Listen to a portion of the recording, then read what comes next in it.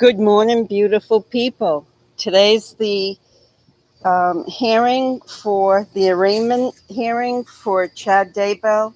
So it's perfect time to do a live and talk about what has happened this week, what we have learned this week.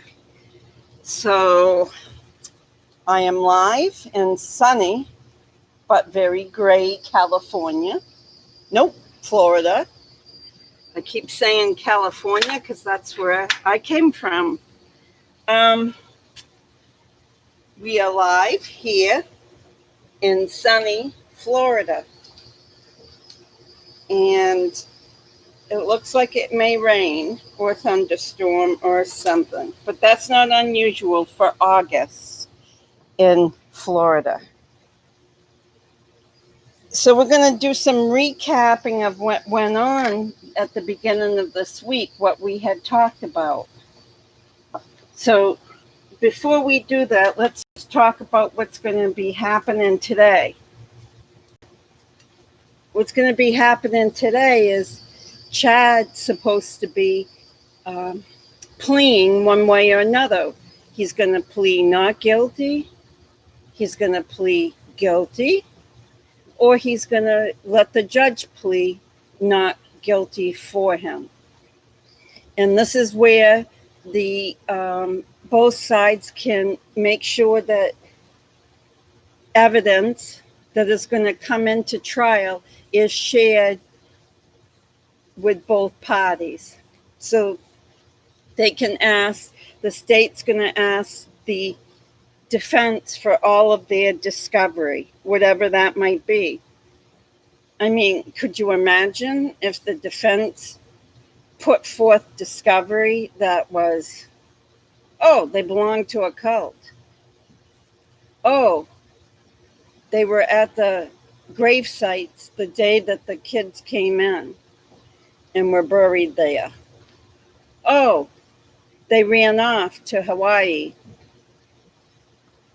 and lived in luxury while the kids were under the ground in Rexburg, Idaho. Oh, I mean, we could go on and on.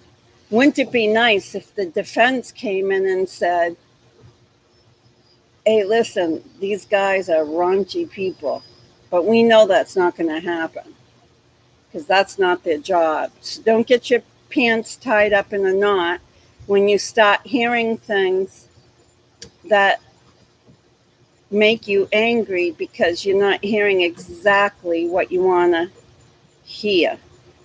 Because the defense has its job to defend its clients, and they better do it well, because if they don't, then there can be, all kinds of appeals. So we want them to do an optimal job at defending their clients so that there's no rights to an appeal in the future for any reason. But I think these two, Lori and Chad, can appeal for any reason that they want, and they're never going to get anywhere. That's my opinion. They can in the future, no matter what happens to them, what comes out of all of this, I just don't think that anyone's going to give them the time of day because of what they've done. Who can kill their children, right? Who can kill their children? Most people cannot. Most people would jump in front of the gun or take the knife out of the person's hands or take the bag that was going to suffocate their child away from the person. We wouldn't let anything harm our children, right? That's the way it goes. I would assume that we'd do anything for our children. So with that said, guys, I'm going to look up to make sure I am online. And it looks like I am. Good morning, beautiful people. This is going to be a glorious day because we're going to hear about how Chad Daybell pleads. And I think that's the most important thing. Because if he pleads not guilty, we'll just say he's a real idiot, and which he is, so we know what he's going to plead. I don't think Chad, with his control powers, will let the judge plead for him. I think Chad will plead non-guilty on his own, because that's who Chad is. So, sorry about the back feed. I forget to shut that off. So the picture right in front of you on that stand is a picture of TYLEE and JJ, and I'm not sure if you can see it. I did want to commemorate them today because this is who it's all about. We can't lose sight that it's not just about Chad being convicted, but it's about memorializing JJ and TYLEE. There's nothing else anyone can do right now for JJ and TYLEE other than make sure the justice system does what it does naturally, and we can't have much effect on that. But talking about that, I want to share that this week was an interesting week because I think you will remember I did a video on comparing the phone call from Summer Shiflett and the actual interview on the curb with Alex Cox. And if you see what I did with that video, is I explained that if Summer Shiflett had really been concerned about Lori, then would Alex have told that on the day that he killed Charles? Because if you remember in the interview on the 48 Hours clip, we saw her saying, oh, and if it wasn't for me, I was going out of town, so I couldn't go over and save her. But so I called my brother and I urged him to go for me. And if I didn't do that, we couldn't imagine how it could be in reverse and that how it could have ended up very differently. She was inferring that Lori and TYLEE would have been dead if she didn't send Alex over. Is this another Cox media blitz that they planned? We know they're all planners. We know they don't do everything from the seat of their pants, right? We know that their whole intent is to plan every move and they rehearse it. But what they forgot to do with Alex on that day is he wasn't rehearsed as far as how he should emote coming out of the house. Like when the cops called him out of the house and said, put your hands up, is there anybody else in the house, and made all that. And he came up, and at first he didn't have his hands up, but he had that damn cell phone in his hands. Now, if I had been that cop and someone that had just claimed they shot someone came out of the house and was holding a cell phone, I would have made them drop that phone. If you don't remember when he first came out of the house, now we'll have to look at this much more closely, but when he first came out of the house, his cell phone was in his hand. His sunglasses were on his head. And why have I made a big deal about those sunglasses? Because those sunglasses are pivotal in the story of him being hit with a baseball bat by a semi-pro baseball player. Those sunglasses on his head tell a story way beyond that we can say with words. There's no words that we can say that would explain that he didn't get hit with a bat on his head by Charles VALLOW. We can't explain that. We weren't there. But how can we explain it? We can explain it by the sunglasses on his head. Remember, it was the day that he killed Charles, and the cops said, come out. They told the dispatcher, have the suspect come out with his hands up in the air. And he did. But he had his phone. And he had his sunglasses on his head. See, Lori and them hadn't rehearsed enough to understand that that was going to tell a story much deeper than Alex's words. Number one, you don't come out of your house with sunglasses on your head if you just were swung at by a bat by a semi-pro player. You just can't put anything on your head.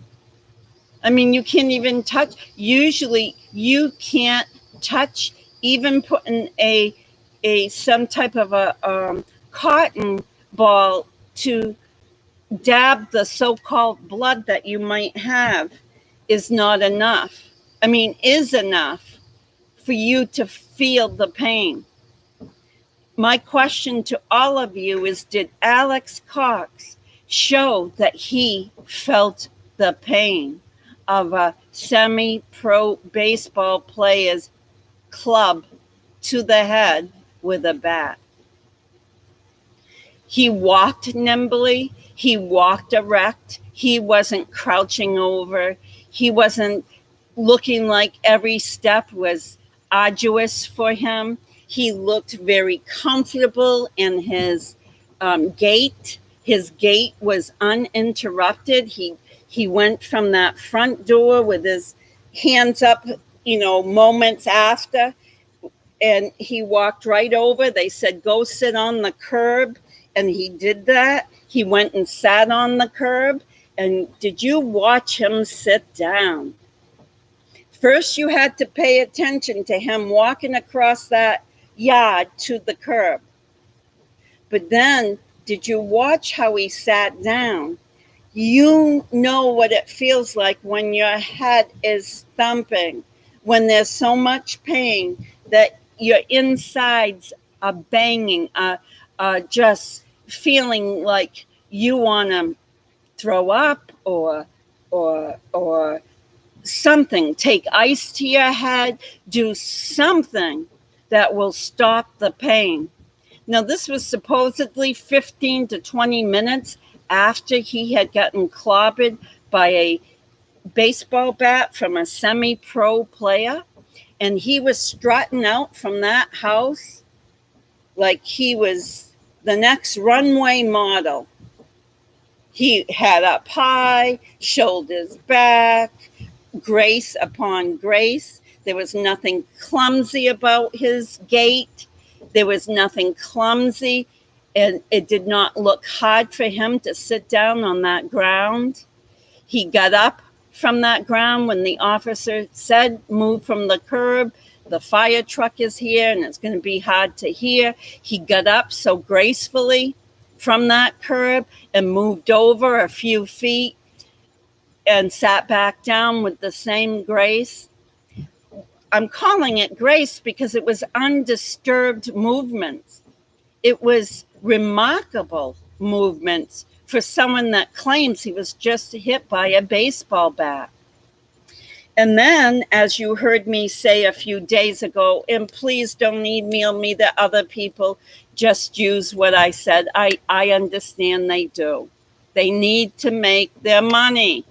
Because remember, on YouTube, it is a big money-making machine. That's why they ask you Super Chat, Patreon, all those features that make them money.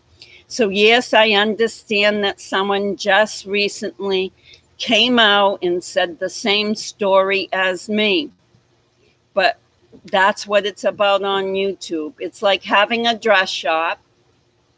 and you have the most beautiful dresses that week. You just happen to pick a nice exotic merchandiser, and you got the most beautiful dresses out front of your shop.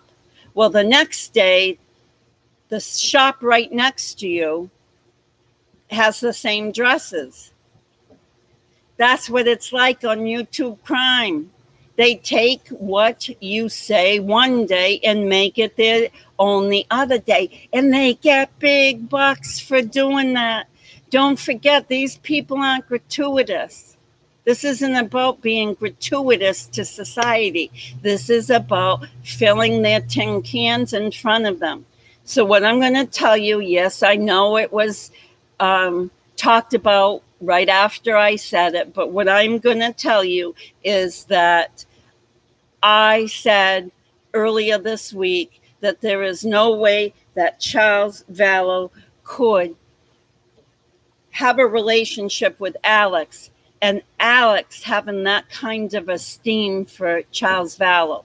The cop asked him outwardly, did anyone have a problem with Charles?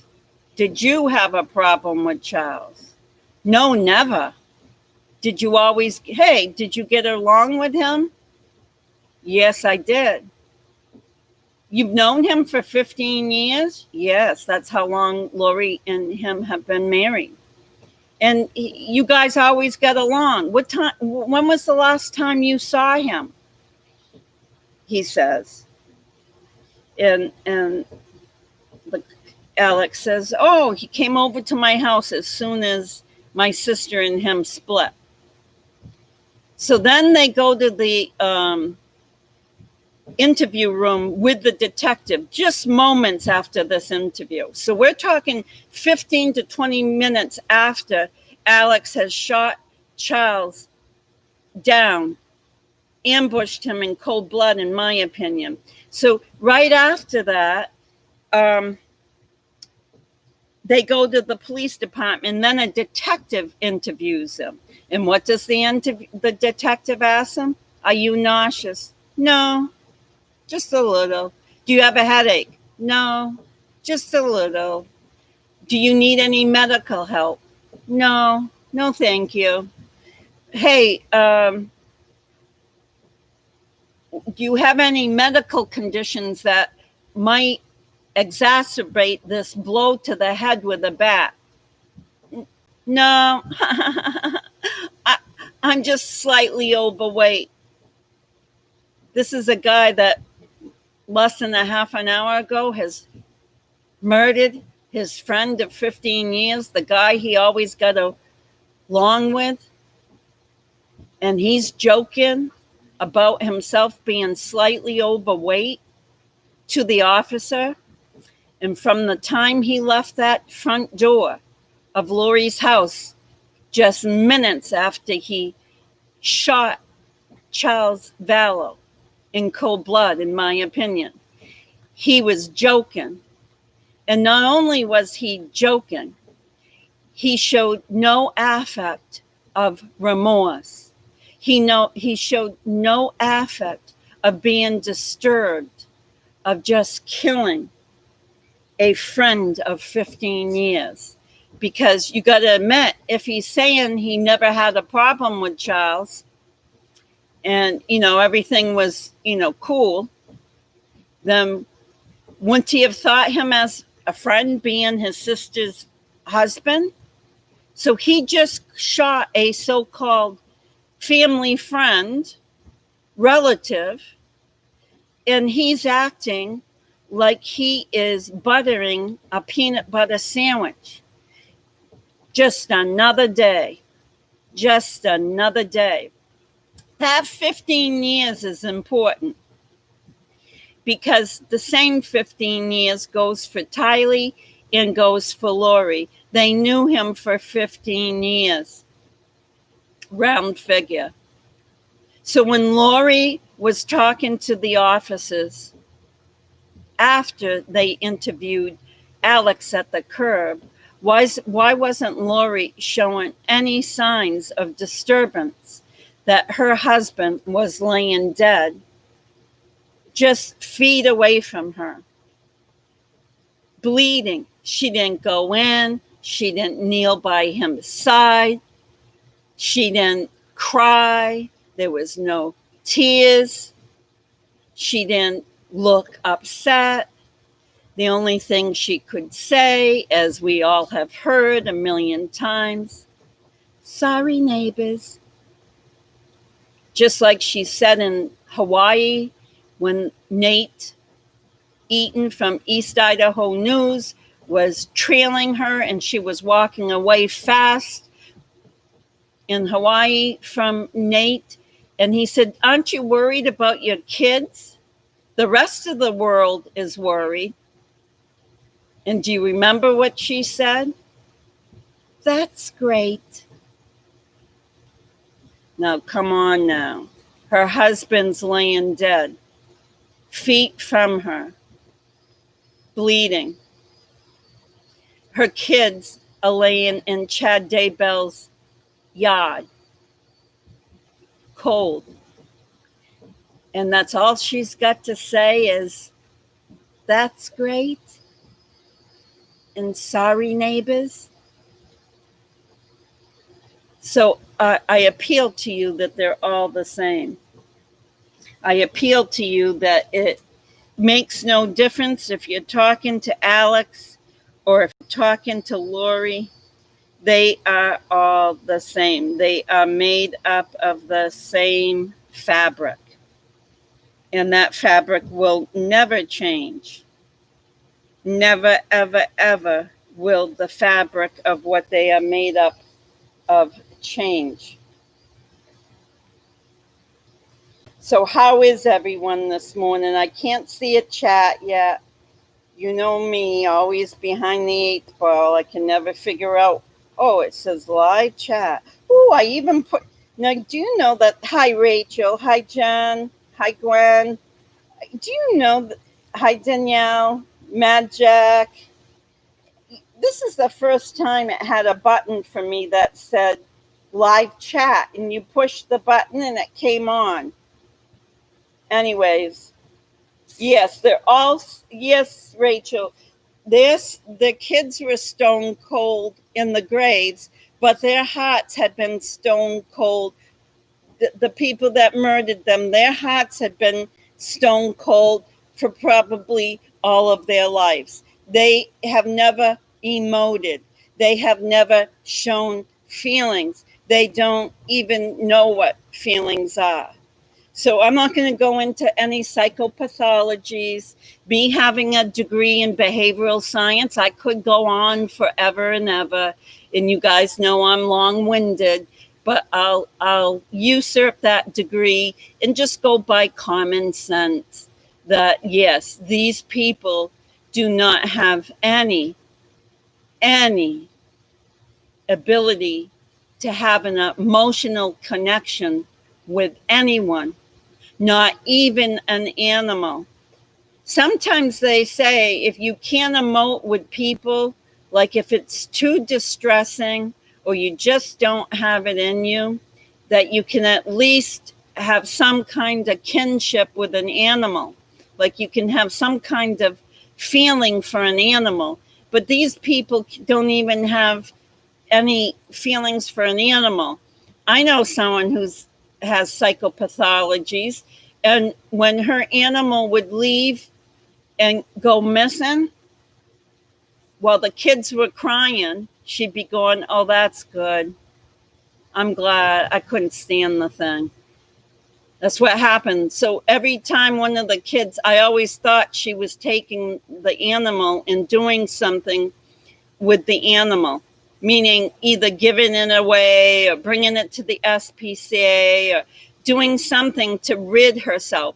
There are people in this world that have no kindness to humans or animals. They walk around just like Lori Daybell being a goddess. So what do you think about that story about Alex, guys, knowing his brother-in-law for 15 years, and he's not even quivering. His voice isn't shaking. His body language is normal. He claims he did CPR. We all know he didn't. There wasn't a spot of blood. That's not even we don't even want to go there. We don't even want to go there. If he had done CPR, he would have had blood or fluids on him of some sort. And he couldn't have washed them up in the bathroom when he went in and he tapped his little minor paper scratch that he had on his head. He called it a hit with the bat wound. It wasn't a hit with a bat wound. It was a paper scratch. Lori must have taken the sharpest corner of a piece of paper that she had and dragged it down the top of his head. And they called that a hit with a bat by a semi-pro player. So yes, guys, it's interesting that he can be at the curb that day that he killed Charles and talk like all of us talk.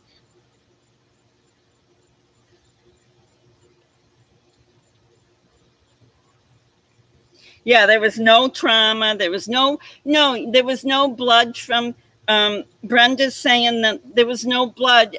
There was no blood on his shoulders from bleeding, or the back, the nape of his neck, or any place. There was no blood from his bleeding. Forget about doing CPR with Charles. We know that's not true, so we're not going to go there. Why discuss something that we just can prove by looking at him that it wasn't done? He didn't do CPR.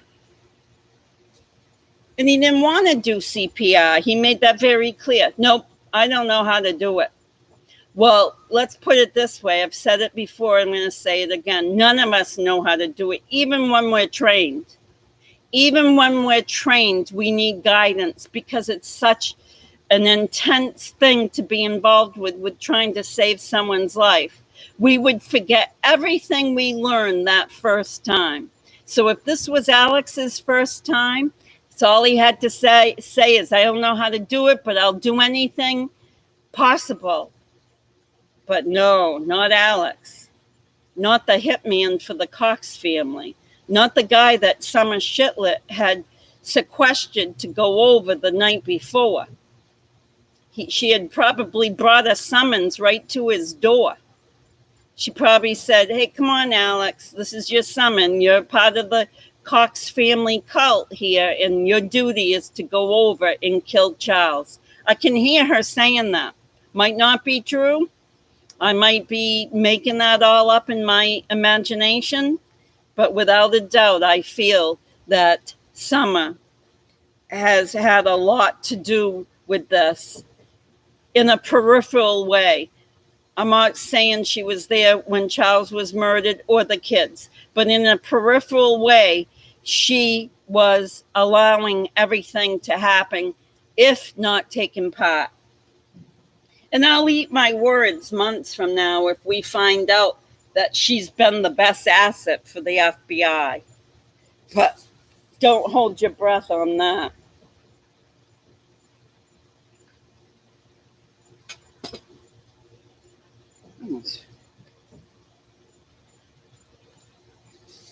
Gigi, you're right, Gigi, says Mel.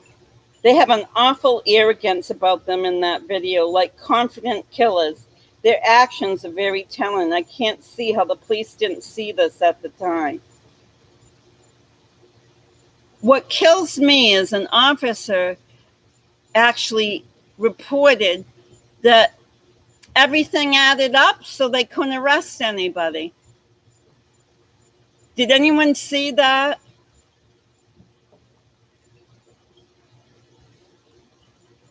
Yes. Yep. That's what it takes. Now we see the power of the woman. And you think it's only Lori VALLOW that gets away, that puts her lipstick on over her lips? Don't you love it when you see women who put their lipstick on past their lip ridge? Because they're trying to make their lips look bigger. So it looks hideous. Oh my God, I see it all the time on YouTube. They try to put their lipstick. That's what Lori reminds me of. Reminds me of someone that is all about image. See, image is in your heart. Image isn't on your face. Image is when someone feels you, when someone feels who you are, that's what it's all about. It's not how big your lips are, or if you make your eyebrows look like they are from Florida to California. No, it's about what's in your heart. So they are the most high multi-sirens. If someone sees Venus come in, let me know, okay? Venus has been looking for me. Yes, it's what you have inside. Stop all the nonsense and try to make yourself look like you look like a crazy person. When I worked at the state hospital, and believe me, these people didn't know. It was in the mid 1970s. It was in the mid 1970s that I volunteered at the state hospital when I was in high school. And every time I walked down the street in my town, I either knew the person because I had met them at the state hospital, or I could tell that they were them. And if they were the women, they were women wearing the red lipstick, the brightest red lipstick that you could find. And it always went out beyond their ridges of their lips. And that's how you could identify that's a state hospital patient, or that's a person walking down the street that doesn't live at the state hospital. There was no other really signs of knowing. And that's a point. The point is, they're so full of themselves, they can't even see how incredulously crazy that looks when they do it and they're not that mentally ill. Like, we know Lori functions. The kind of mentally ill people I'm talking about is they don't function. Lori's a functional person. Her ADLs are perfect. She gets up, she grooms herself to the T, she has perfect speech. She's not like me, the type of person that has pauses in their speech because they've had to learn language without even knowing what language sounds like. She isn't like me, but she knows how to perform. She is the actress in her own movie. One of the Gilbert PD guys said of the demeanor of Lori, Alex, TYLEE, and Charles was shot to death.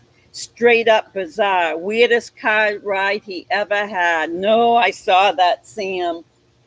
Yes, that was something. Annie Cushion, a couple of years ago, saddened to say it about her once beloved sister-in-law. I think Lori is a sociopath about witnessing how callous and cold Lori was about Joe's death. Most women would cry and cry and cry and cry if their ex died. You know what I mean? The father, the blood of her child.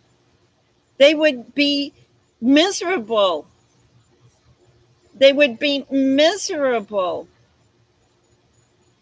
Look at I'll use celebrities because I can't use you guys because I don't know you personally, but look at Lisa Marie Presley when Michael Jackson died. She was devastated.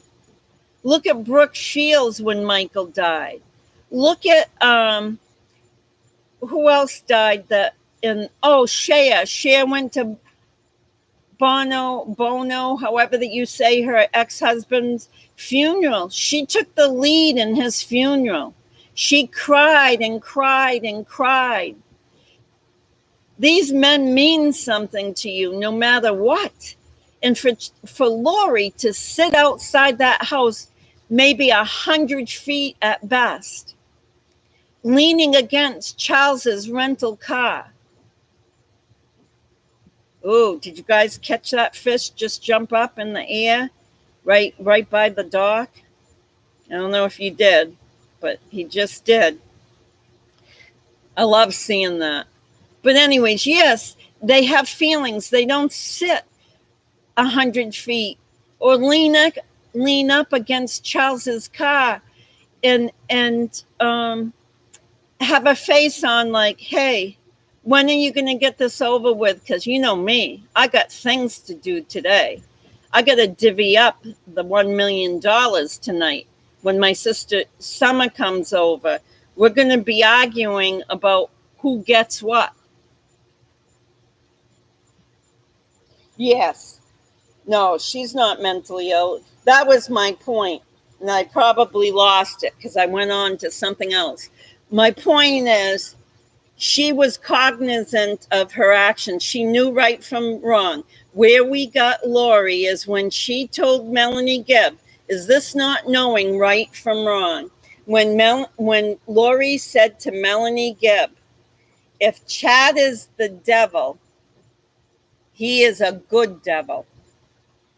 That is something that's unimpeachable because she that tells you she knew right from wrong. If he's evil and I'm following him, I like it. That's what she was saying. If he's evil and I'm following Chad Daybell and he's evil, I like it. So be it.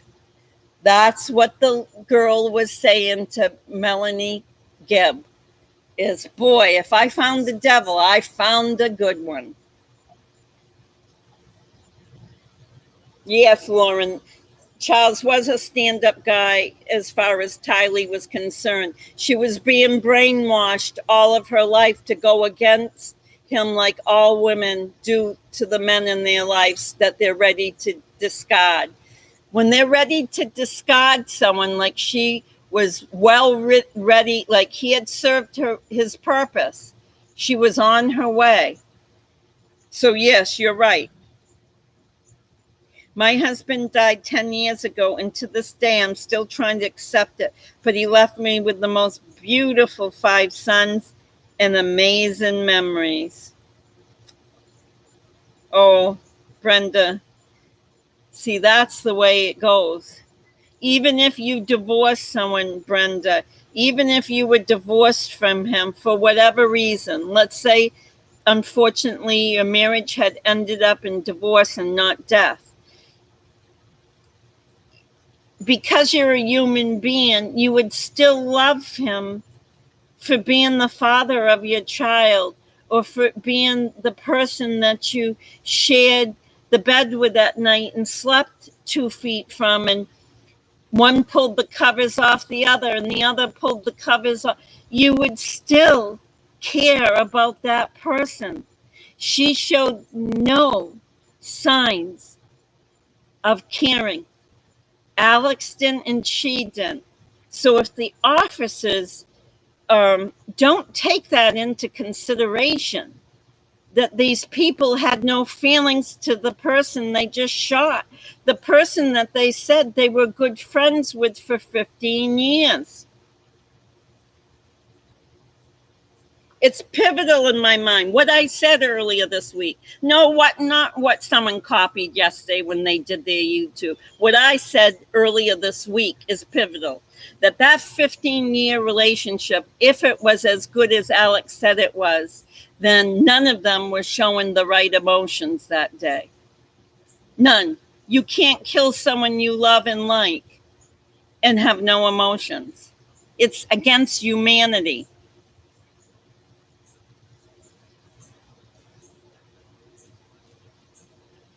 Yes.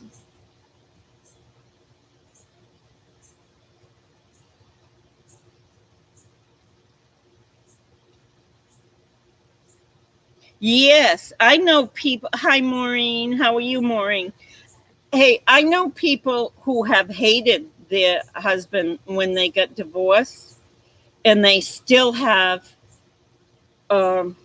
some kind of attitude about that person, that they're still family, even though they disliked them, and even though they went on with their lives, they are still considered family.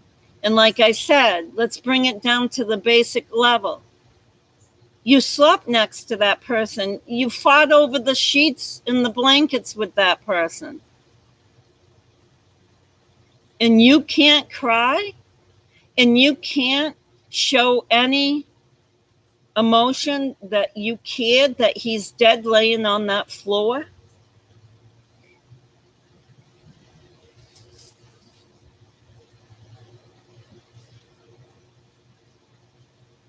Yes, human animal. You got it.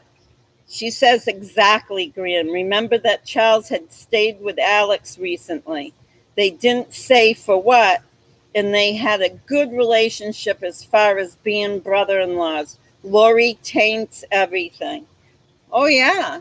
Just like she tasered Joe through Alex. She was shooting Charles through Alex.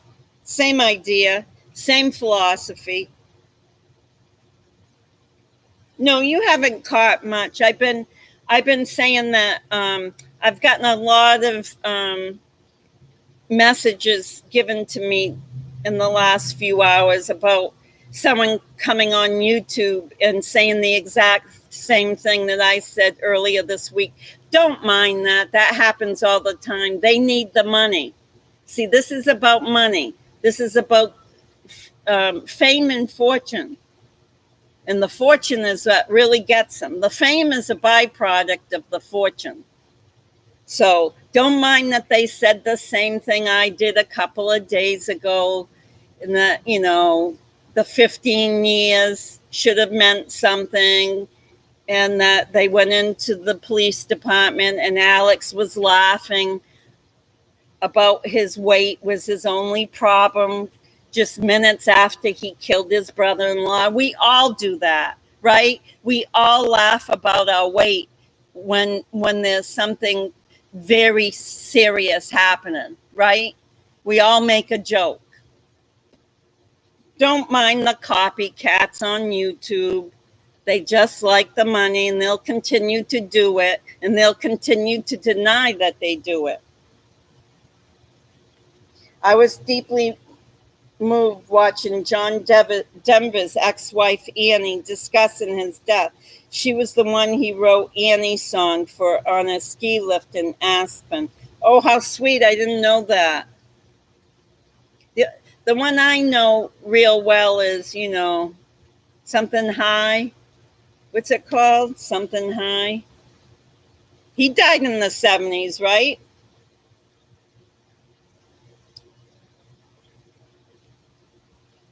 Yes. Let me tell you, Alex had no emotions when he came out of the house, human animal. Let me tell you this. He had no emotions.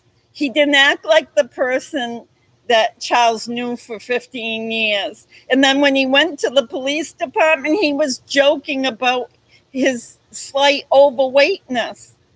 Oh, let me tell you that, human animal. And guess what, human animal? Put it on your show tomorrow, will you? Just for giggles, human animal. Please make a show tomorrow.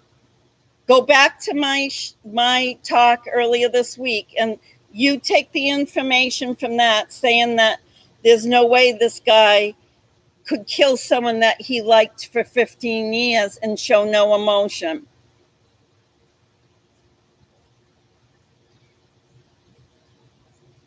Let me tell you what happened. Rocky Mountain High. Yeah, that's it. I knew it had something to do with high because it was in the 70s. And the kids in the 70s liked that song just because it had that word in it. I knew, I couldn't remember the song. Hi, Germany, Chrissy Grabner. Hi from Germany. Yeah. Yeah, he didn't care. He just killed a human being.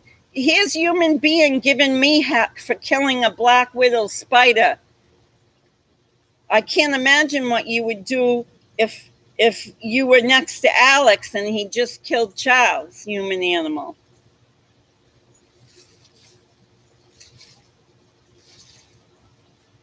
Yeah. Hi, South Africa. Hi, Humpty Dumpty's broken pieces. The heart is made soft for a reason, guys. The heart, the human heart, is soft, and it's because it's unbreakable. Physically, it's unbreakable. You can fall down and it's not going to break like a bone. But our job is to treat that heart as softly as it is. Hi, JJ51. Love you too. Humpty Dumpty. I guess that was Alex, huh?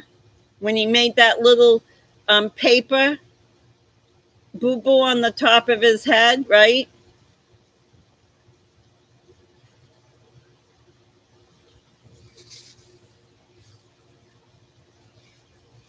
Yep, she thought she was $1 million richer, AB says. Yeah, and they were planning what they were going to do with it. That was a business meeting. That was all the executives on a Saturday night. They probably had a bottle of champagne or two. I know people in LDS religion don't drink, but hey, they do everything else that religions say not to do. So why wouldn't they drink, right? So they probably had a couple of champagne bottles on hand, ready for the celebration. The neighbors said it was very festive there, a lot of screaming and splashing in the pool and whatnot. So Summer must have brought her children over with her.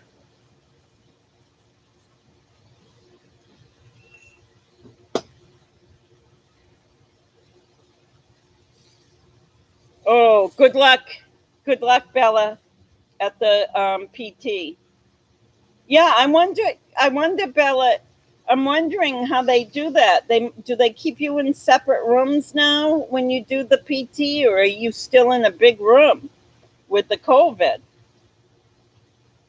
Oh, they got to be something, Humpty Dumpty. I don't know what they are. Like I said earlier, I'm not going to use my behavioral science degree to try to figure them out. Let's just use common sense. We don't need degrees. We don't need any of that stuff to fluff us up. We can just, as human beings and living life, we can figure things out on our own. And all of us have figured out that there's something really, really wrong here. Oh, I see. Well, good luck, Bella. I hope it doesn't hurt. Yeah, that's a good way to put it, Jen. Empathetically devoid. Yeah. They make no attachments. They have no attachments. When they get up in the morning, they're in Sigmund Freud's id. They just live in the id. That sun is up in the sky right now because I'm so important that that sun has to be there to give me light and give me heat because it's only about me. That's how they live their lives. Everything's for me and about me. Good morning, everybody. This is the day. Will he plead guilty or not guilty? He did not do the CPR, says Amy 007. I like that. Amy 007 says he did not do CPR, and why keep those sunglasses on his head? I've said it before. Those sunglasses, as well as his gait, how he walked out of that house, he looked unremarkable. His gait was not bothered by the blow to his head. He wasn't crouching down. He wasn't holding his neck. He wasn't holding his head. He wasn't squinching his face, showing signs of distress that he was in pain. He walked as nimble as anybody that walks. He sat on the curb without any distress signs at all. Those are what's important. Those signs are what's important, because those signs tell a story much different than Alex told. The CPR he didn't do because we know there was nothing on him. There was no signs of doing CPR. So that ends right there. When you don't have, he wasn't crouched over Charles. You could tell he didn't have blood on his knees from kneeling. He didn't have, his hands weren't encrusted with anything. There was no bruising anywhere. Oh, he did not do CPR.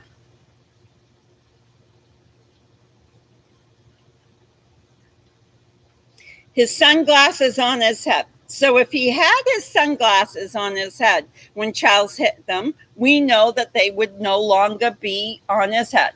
So that says he put the sunglasses on after Charles hit him, allegedly.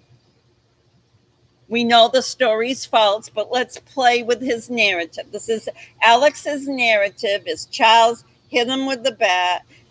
Alex went into his bedroom at Lori's, retrieved his gun, came out. Charles lunged at him again, and he shot him. So we're playing with Alex's false narrative. Well, with that narrative, if he really gets struck by the bat, he would not be putting his sunglasses up there to hold him. Oh, I know another YouTuber's come out with this too. Oh, Human Animal, do us, please. Human Animal, can you do a show tomorrow or tonight or whenever you got time on sunglasses and Alex's demeanor in the detective's waiting room in the police department when he was cracking jokes about his weight in about the 15 years. Please do that. We need to hear that again and again. Okay? Yes. Yeah. In that same blood that would have been propelling or propulsions off from Charles would have landed on Alex's shirt or Alex's face or there would be blood encrusted in his hands and his fingernails. His fingernails looked perfect. They didn't look dirty. Take a look at those videos. Blood after 15, 20 minutes isn't the easiest thing to get off your skin as well.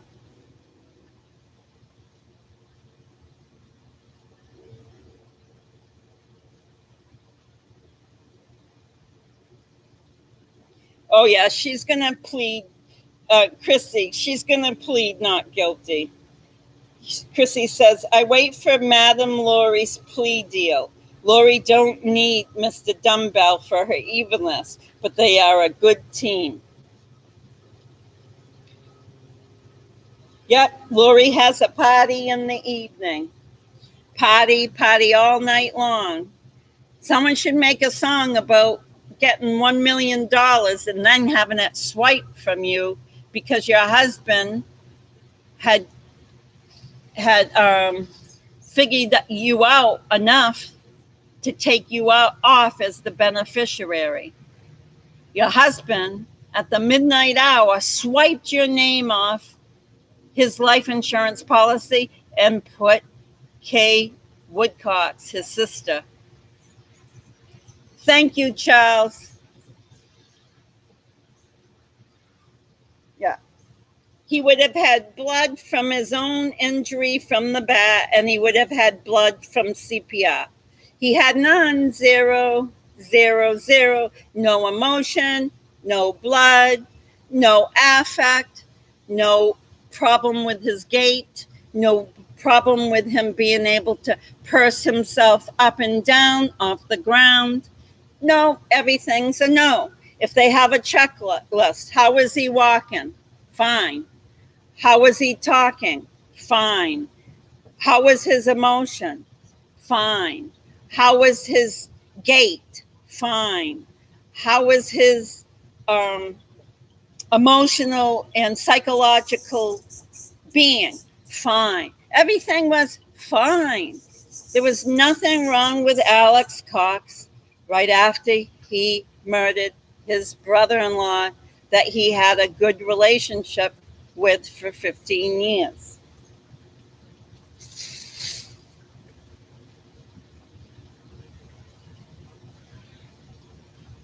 Yes. Yes. Happy birthday, Charles. You're right. He was 64 this past Monday, August 17th, I believe. He was 64. He was murdered right before his 63rd birthday. So a year ago and a month.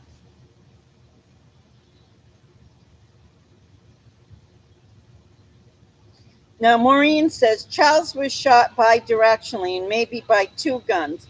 Two of the bullet shells were too far away from Charles's body. Yeah. Who knows, Maureen? The ballistics on this, as far as where his body was, how it ended up being there, how the cops said that everything was in line with this story. Did you hear that? One police officer said everything was in line with Lori and Alex's and TYLEE's story. So I'm wondering what the FBI is doing that's going to prove that different.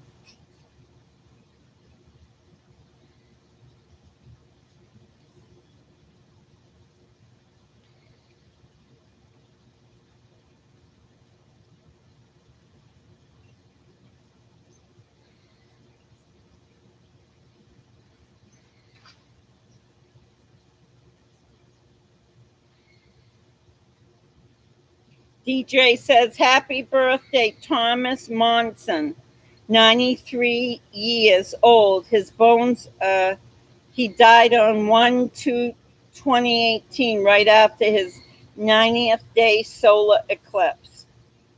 Well, thank you for that, DJ. I had no idea. I don't even know who Thomas Monson is, to be honest with you.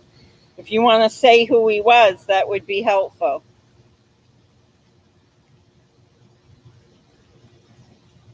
I got to go back. He wanted to look cool for the cameras because they are entitled. Oh, yeah.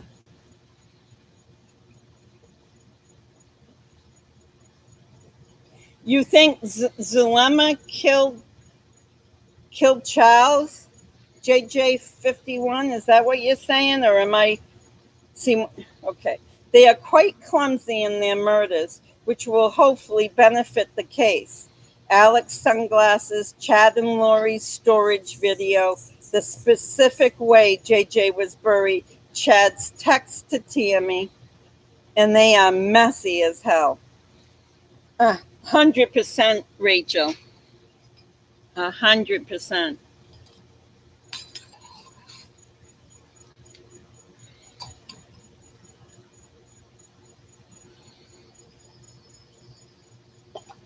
I know that, Jenny.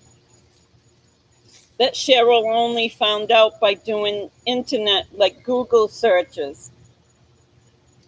That's how they found out how he died, because Lori would not tell them. They were asking those specific questions, and she wouldn't tell them.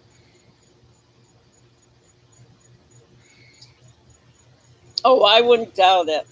I wouldn't doubt it. I think this criminal entity, the Cox family criminal entity, is widespread, very widespread.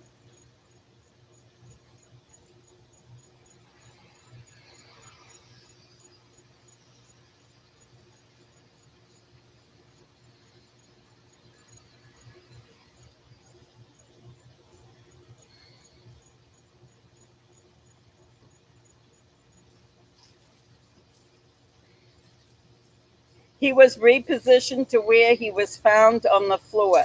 That position of his arms is highly unusual, especially when performing CPR. Well, we know he didn't perform CPR, so his arms wouldn't be in that position. Yes, and Alex wouldn't be so clean. When you come out clean to do your police interview on the curb, and your walk is beautiful, your speech is beautiful, you're not crying, you're not upset, you're not shaken up, you're none of the things that all of us would be. Think about it. This is how you have to do it. You have to think about if you just murdered someone you liked. Someone you liked. Forget about an enemy. Forget about someone that was breaking into your house. This is someone he knew and liked for 15 years. Mel Gibb told them that she had spoken to Alex about JJ in the next. He's dead. I know. Oh, Zulema killed Alex. Oh, I'm off. I'm so talking about Charles that I can't think beyond my nose. Yes, Zulema had to have killed Alex on Lori and Chad's direction. And they must have had to pay her from Tammy's money. I know, human. See, this is the deal, human. This is the deal. Human says he couldn't even say, I am devastated. Can't believe this is happening. No, this is what makes him inhuman, is because he doesn't say anything. He doesn't say this is going to ruin my life. I'll never forget what I did. He doesn't say any of the things that people say after a tragic event. He doesn't cry. He doesn't emote. He doesn't do anything that any of us. If you all are on here and you all think about how you would feel, and then he's got his sister over there. She should have had her pom-poms next to Charles' car. She should have went hip hip hooray. Alex did the killing for me again, because I believe they killed Joe Ryan. I believe that that this wasn't their first killing. So you got Lori the cheerleader over there jumping up and down. Oh, I'm 5'6", I'm 120. Oh, Alex, you're overweight. But that's all we're going to talk about on the day that my husband dies, 20 minutes after he dies. We're just going to talk about our weight and our height, and we're going to smile and we're going to laugh. I know, Maureen, I would love to see him too, to see the phone calls between Zulema, Chad, and Lori. I'm just thinking when Joe Ryan died, he might have had an insurance policy for TYLEE to get when she was 18. And Lori, the way she loves money, she would get TYLEE beneficiary. Yes. Yes, Brenda, 100%. Oh, yeah, I'm sure the FBI has gotten a lot of their phones and seeing where people were positioned. I said this last night. Where Summer was and where TYLEE's phone was the night that Summer said she was texting with TYLEE. She said it was TYLEE's birthday on September 24th, 2019. And on that night, Summer said she was texting TYLEE back and forth. Where was TYLEE's phone? Because we know TYLEE was dead, right? So where was TYLEE's phone? Where was Summer's phone? That tells you if Summer really lied about that phone conversation with TYLEE. Conversation, it's a text interchange. Hi, Dylan. Zulema had been married 6 times, as Alex was her 6th husband. She likes wedding cake also. Oh, no. I guess so. Yeah. Isn't that something? You hit a home run there. I guess they all like wedding cake. Melanie Pulowski, Lori, Zulema. They all like wedding cake. Yeah. You don't shoot someone, then get a wash pop. Yeah, glasses back up and be so calm. Also, after crappling on the floor, with your adrenaline would be racing if it was self-defense. But this murder was planned. Yep. He showed no signs of distress. None. Zero. Whether they were emotional, whether it was physical, whether it was psychological or mental, there was no signs of distress. Great. How are you, Margie? I wonder what Lori will do when she runs out of the money for her defense. She must have much left from the stolen 350. Yeah, that 300, what was it? 430 from Tammy's death. Do you know she was the one carrying it in a clear plastic bag? When the police confiscate your belongings, they put the stuff they'll give you back in a plastic bag. So they must have put her money, or I should say Tammy's money that Lori was using, back in a clear plastic bag, because when they ransacked her car in Hawaii, they only let her take certain things. So obviously they let her take the money. And Nate Eaton was chasing her because she was trying to walk away fast. You know, the runway queen, she has a fast walk. She was walking away fast, and Nate was going, "What are you doing with all that money, Lori? That's a lot of money to be carrying around. How come Chad wasn't holding it, huh? How come Chatty Boy wasn't holding the money?"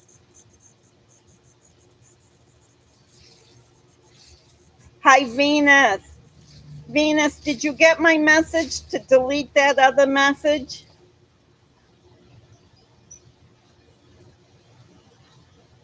If you delete that, you delete all the personal information.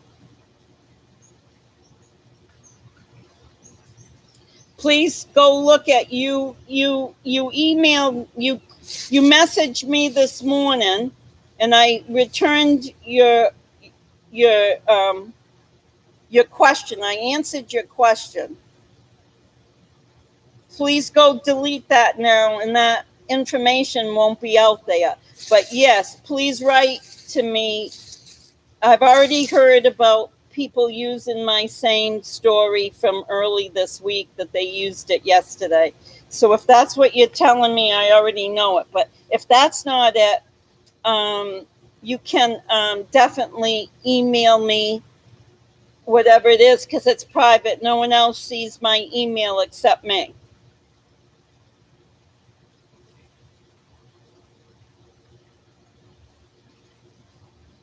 Yeah, Nate was chasing her.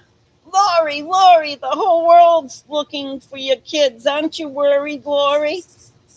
Lori, Lori, the whole world cares about where your kids are. How come you're not? And then she looks at him and she goes, "That's great." She isn't Tony Tiger. It's on you. You asked me where you could talk to me, and I put it. I put it right on. You asked me this morning where you could talk to me, and I responded by putting my email. What does that mean, Jenny? I don't understand that. Amen. Tag Nate with Facebook and Twitter. I hope he saw it. What does that mean, Jenny?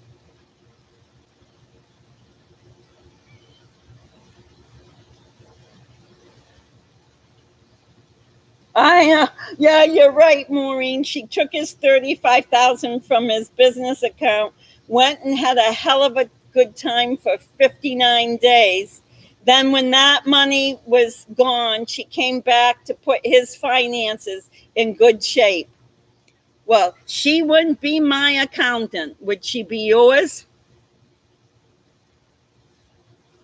Read what human is. Yeah, concussion. Yes, the concussion, there was none. The cop could see that there was zero. Let me go back. Who saw Awen Reese's something Nate Eaton community what award?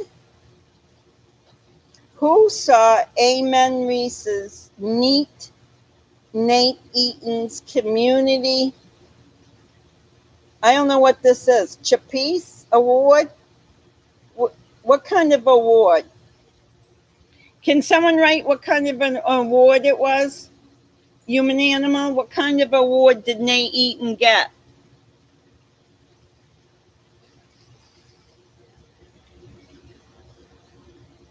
Awen Reese on her channel made an award for Nate. We mean, what kind of an award, though? I don't understand it. You mean she like proclaimed him something on this day of August 21st? Nate Eaton is an honorable news reporter. And on this day, 2020, she made one. Just watch it. Just go watch. That's human animal. Just go watch it, Grammy. Stop asking the question, Grammy. Don't act like a Grammy. She made it for him as a thank you in the Daybell. Oh my golly, is that sweet? That is sweet.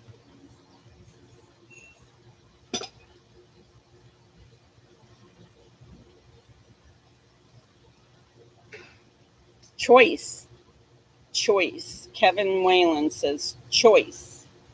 It was lovely. I'll have to watch it. When was it?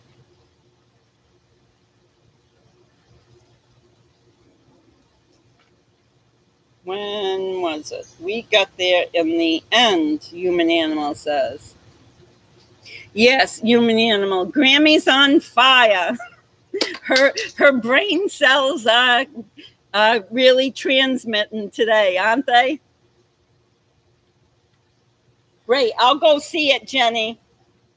Thank you, everyone. I love it when people bring in other YouTube creators, and just makes my day.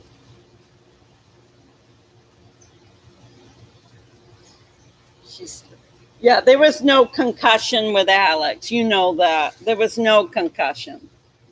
And he said it. He said he was only a little bit nauseous, a little bit headachy, and a little bit overweight. Ha, ha, ha, ha, ha. Just don't get it as it's made an option to be examined at a hospital. A confused person could have died in 10 minutes after the cops left. You're right. You're right. They say that all the time.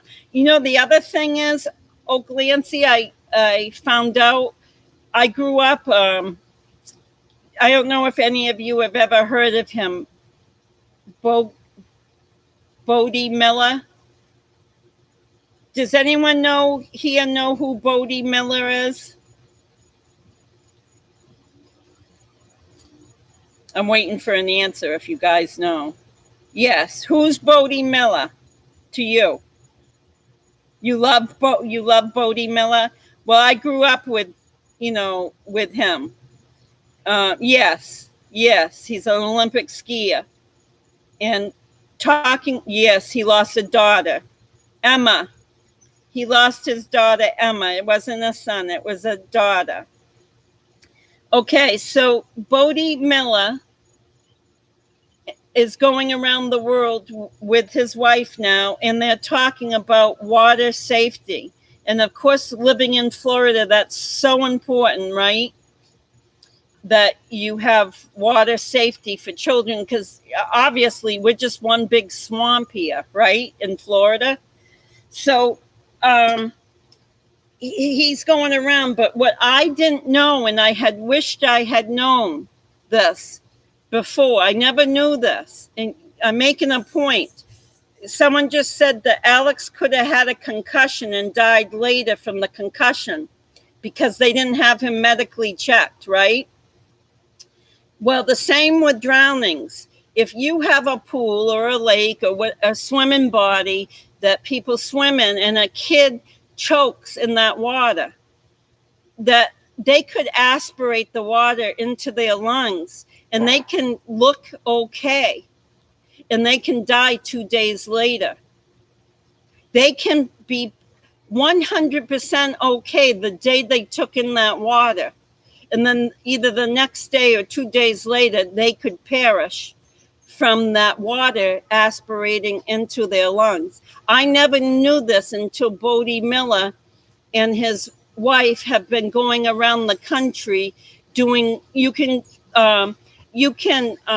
Google his name, and Emma Miller, that's the daughter that died, and you will see that they're making a campaign to help ignorant people like myself that didn't know that if a kid chokes in a pool at your house, that the story hasn't ended there. They could have gotten water in their lungs and they can die later. So my point is the same with the concussion. When you get hit, you're not supposed to not go untreated. You're supposed to go have that looked at the ER. So I agree with you. They should have sent Alex to the ER. But in my opinion, they knew he was bluffing. That's my opinion. So they weren't going to waste their energy. That's my opinion.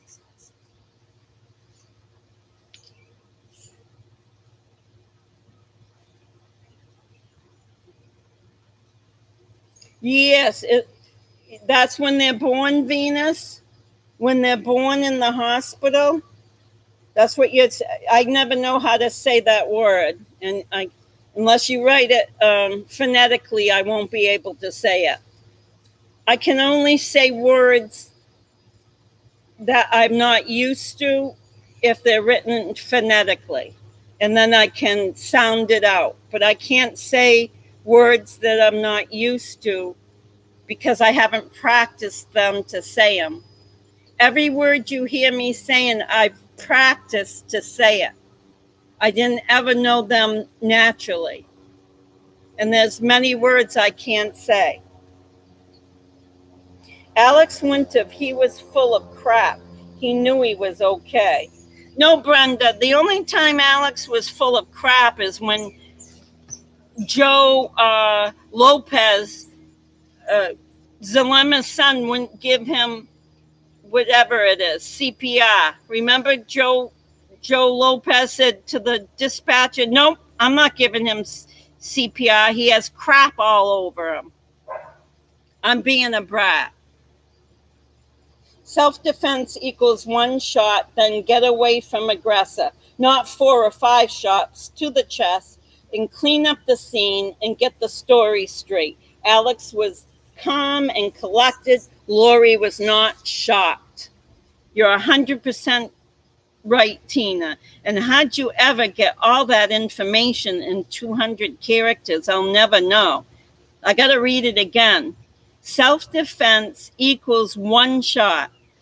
Then get away from the aggressor, not 4 or 5 shots to the chest, and clean up the scene and get the story straight.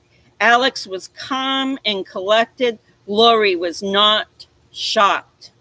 Lori was probably ready to go to have a manicure that afternoon or something like that.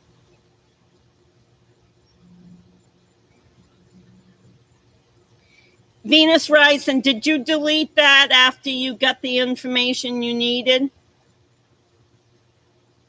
Oh, Venus. Let me see it. Mac on,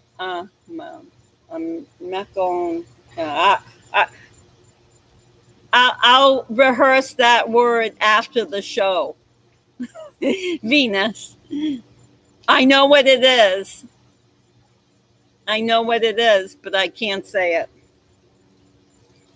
Chandler on Gilbert PD had sent off Charles Shooten to the prosecutor's office the other day. Chandler and Gilbert Police Department had sent off Charles Shooten to the Maureen, they said that it was going to take 4 months. You're saying they already did it? That the 4 months is up? And that was just last week?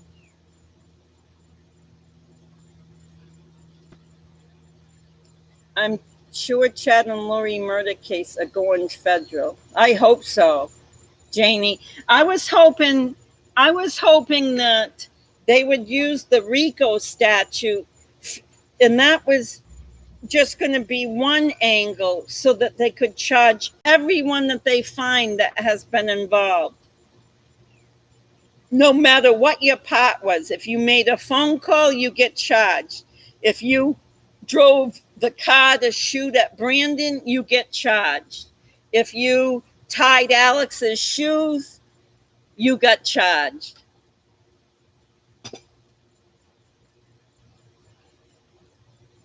Oh, yeah. Yeah, I know that. Yes, that's what I know. They said around 4 months. Yeah.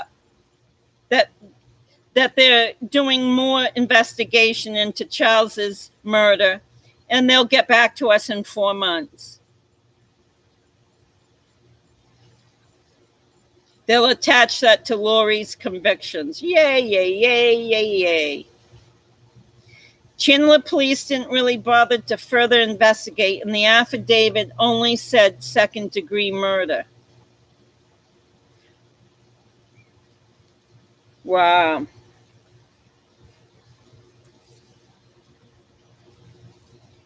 Meconium. Let me see. Alex Winter was full of crap.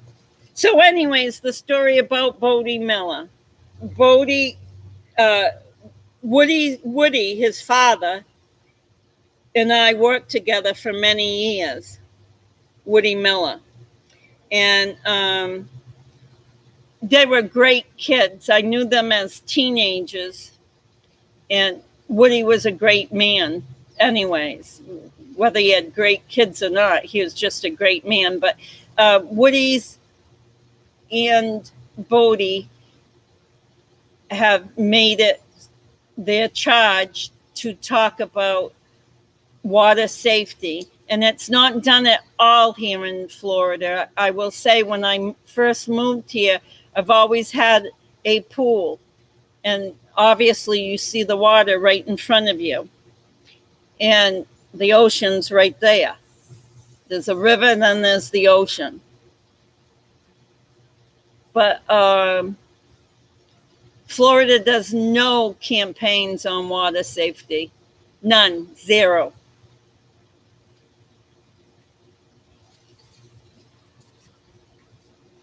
Sam, yes, she was the one having the affair, so this information will bite her in the back. Yes, oh yeah. Yeah, Charles, it's funny because remember during that talk in front of the house when Lori had locked him out of their house and he couldn't get in that night and the police helped him break into his own house? Remember he mentioned that she owns a gun, But he didn't mention that he did, correct? Did anyone ever hear that Charles VALLOW owned a gun? Yes. Yes. Venus, if he had been assigned a domestic violence advocate, as he should have been, he would have never been allowed to go towards Lori's house. He would have always been advised. See, when you have a domestic violence advocate, you call the advocate and you say to the advocate, hey, I'm here, I'm doing this, I got to pick up JJ and take him out for breakfast, and I'm going to take him to school. And the advocate from the domestic violence agency would say to you, okay, so how are you going to keep yourself safe while you're there? How can you work this situation? Can you have Lori meet you at the nearby Burger King? Can you have her meet you in the parking lot of the police department? That's done 1,000,001 times. Can you have them meet you at the town hall? There's 1,000,001 ways to figure out how to exchange a child in a safe fashion when there's been threats of things like this, like murder. But on top of it, my question has been, was Alex's car in that driveway that day? Did Charles pull up and see that Alex Cox was there? Because I would have hoped that would have triggered him, but it didn't. So was Alex Cox's car out front in that parking lot? Now go back 2 months ago, I said this, and I know that Human Animal, as soon as she gets her Wi-Fi working, she's going to be making a video on this about how was Alex Cox's car in the driveway, or did they place Alex's car after the murder?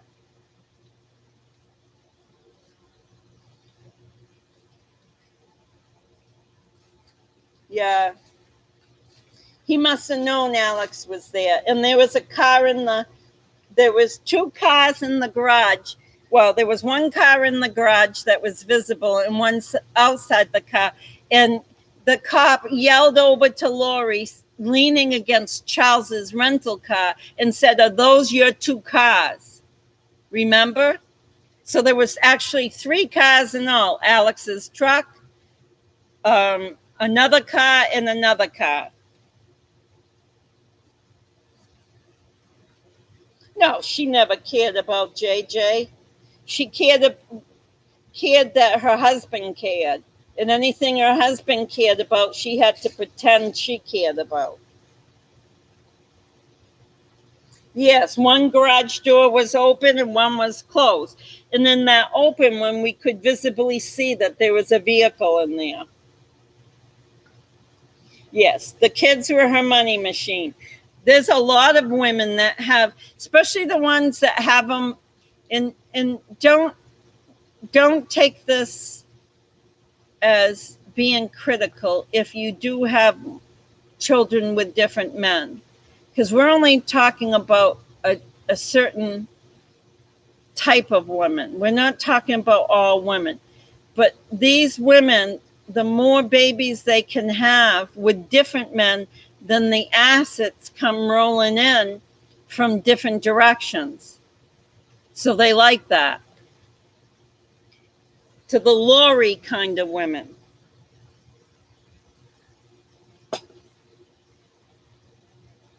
Yes, Kevin, the garage could be closed because it is said that Lori sent TYLEE in through the garage door to go get her purse because, of course, she hadn't fed JJ. And, of course, she feeds JJ chicken fries and Sprite at 8 o'clock in the morning before school because she is super mom. Yeah, she was a trophy wife. Yeah. Maureen, I think it was you that said it before. You would be so happy for a man like Charles to take care of you in the fashion that he took care of Lori. Correct? TYLEE and JJ went through so many horrific incidents during their young. Marilyn, that's why I'm saying, Marilyn, they were, their emotions were stunted. Whenever you have trauma like that, your emotions stay at the level of that trauma. So if they were highly traumatized at 4 years old, 3 years old, 6 years old, and not helped through that trauma, and we know Lori wouldn't have those skills because she goes in reverse. She goes to make things worse for people, not better.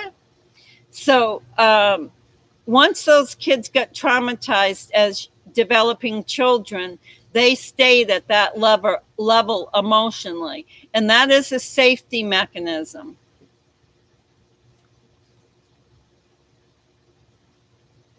Yes, she was a Stockholm mother. Yes, and you see that a lot, especially kids that have been sexually abused in their own family. You'll see that the mother and the father are the Stockholm parents, meaning that they fall in love with their abusers. So maybe the father is abusing the children sexually, but the mother knows it, and the kids know that she knows it, and she does nothing.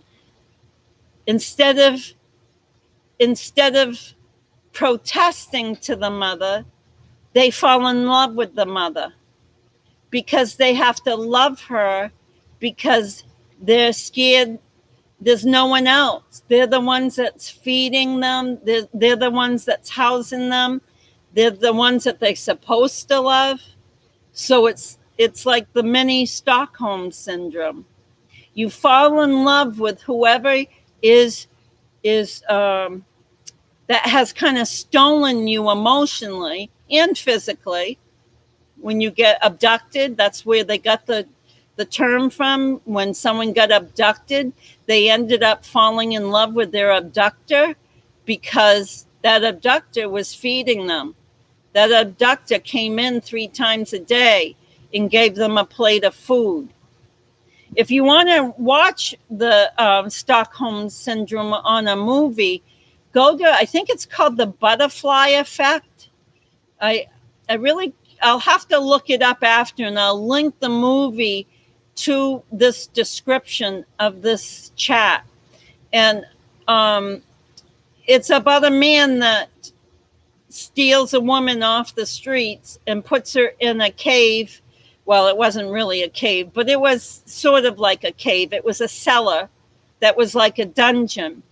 And he'd come in many times a day to feed her. And it explains how you can fall in love with who's your evil captor. Yeah, she made sure TYLEE would hate her father and not want to visit him anymore. TYLEE stopped seeing him in 2016. Yeah. Oh yeah, they do that. Well, Maureen, that's like that's like action number one. Make your kid hate your father. Oh yeah, she was evil before Chad. Chin Chad. That's cute. Chin Chad.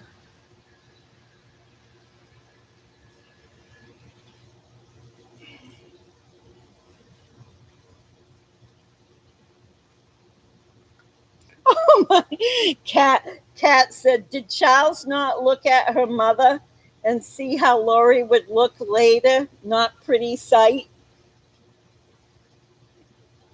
No. Heartbreaking, huh? I gotta see what Sam said because someone said they agreed. The pickup truck was Alex's, Kevin. That I think that's what she's on record telling the police she wanted Charles to see how hard JJ was to care for, hence her 58-day vanishing. Oh, so she gave forewarning, Sam. She said, "Hey, cops, that kid's hard to take care of. That 35,000 that I took out of his business account yesterday, I'm hitting the road, Jack. They ain't looking back."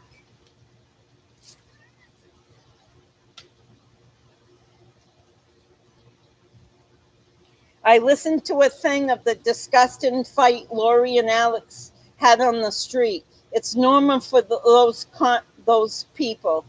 But for the first time, that poor TYLEE was with her mother. How can she not be? And I can't read the last word. How can she not be? Kat, can you put that last word in? I can't read it. Hello, beautiful people. This is the Ugly Morning Show. We're talking about the ugly. The worldwide ugly right now is Lori VALLOW and Chad Daybell.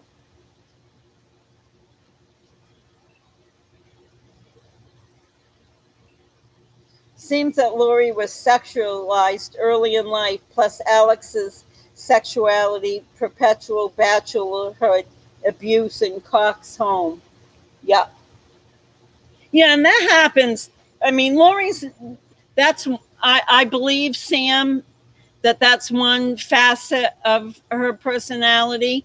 And all women on this chat, I know if you're men, it's different for you, but all women who are attractive and have somewhat of a personality, they get sexualized very highly. And we learn that at very young ages, that not only men sexualize girls and women, but women do the same.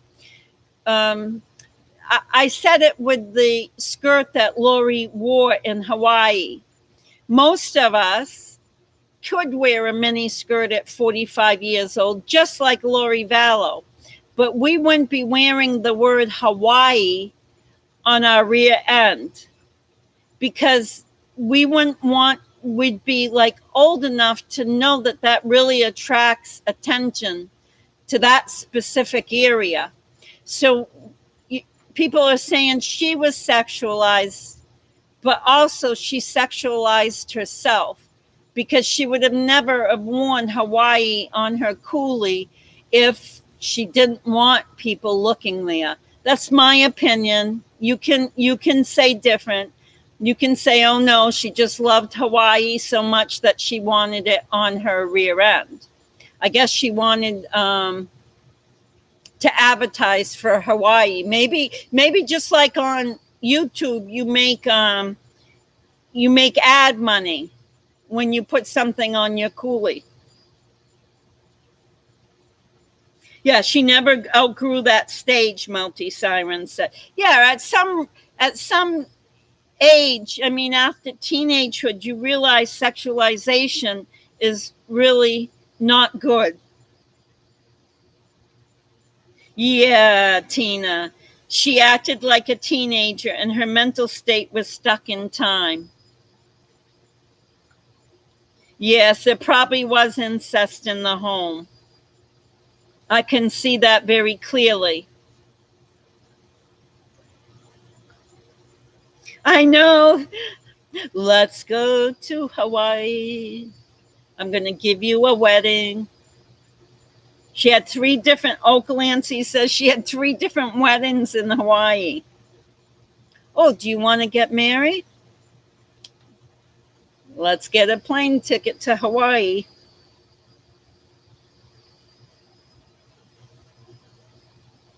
Yes. Oh, that's a good one. Kat says, why hasn't Lori been charged with child abuse? Forget about the murder. We know that's forthcoming. But to dignify those children. Why hasn't she been charged by CPS or any of those agencies that put forth charges against someone? I guess it's because the children are dead, so the murder takes precedence over the child abuse.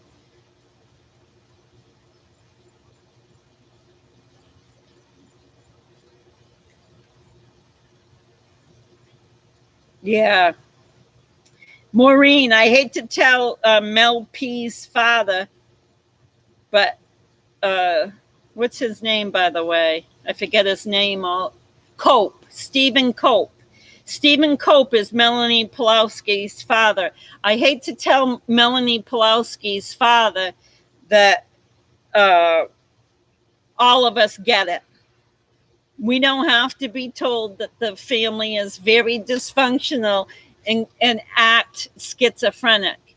They might not be schizophrenic in the sense that they could be diagnosed with the schizophrenic diagnosis, but they certainly have many traits of schizophrenia. What they don't have, that is one of the telltale signs of schizophrenia, is disorganized patterns. No, they don't have disorder because they plan murders. People with schizophrenia can't typically plan a murder. They can do it on impulse, but they usually can't methodically. I guess John Lennon, though, look at that. Look at what happened to John Lennon. So I might take back my words. I'm talking out loud. I might take back my words. Yeah. Well, he never kept a hold of her, though, Maureen. The sad thing is Stephen Cope, Melanie Pulowski's dad, never kept a hold of her. Like all children that get separated from their families, she reached out to that bad side. So no matter what he did to keep her safe, she went right back to it. And then she believed in their rhetoric. She was highly suggestible.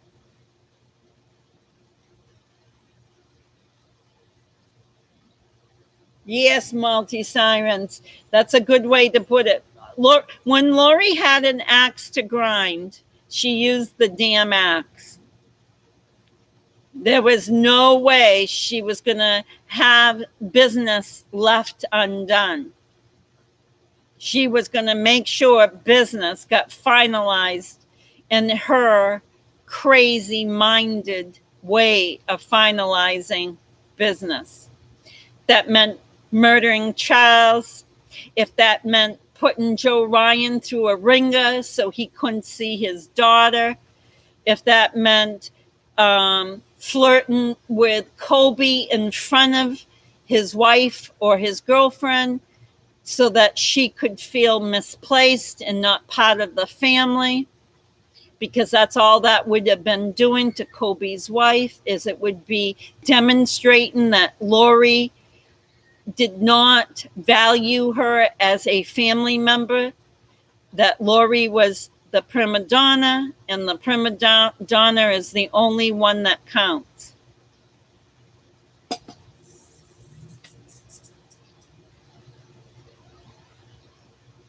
Smug attitude, Lori. What Charles against, I mean, how many of you have met, how many of you people in this chat have met Loris, but these Loris haven't murdered? Come on. Have you met one in your lifetime at least? Have you met a Lori, but the Lori, from what you understand, has not gone so far as murder, but she's done everything else. She's taken money.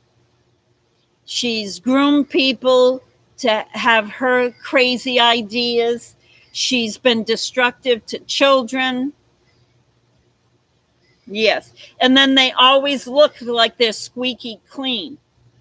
They not only do all this abhorrent behavior, but they always look like they're squeaky clean to the public. Their public image is unbreakable.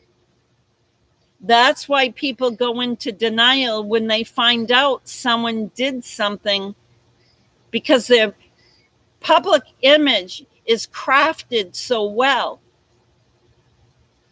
that when they find out, when the public finds out this person did something evil or did many things evil, the public cannot believe it at first because they have crafted their image.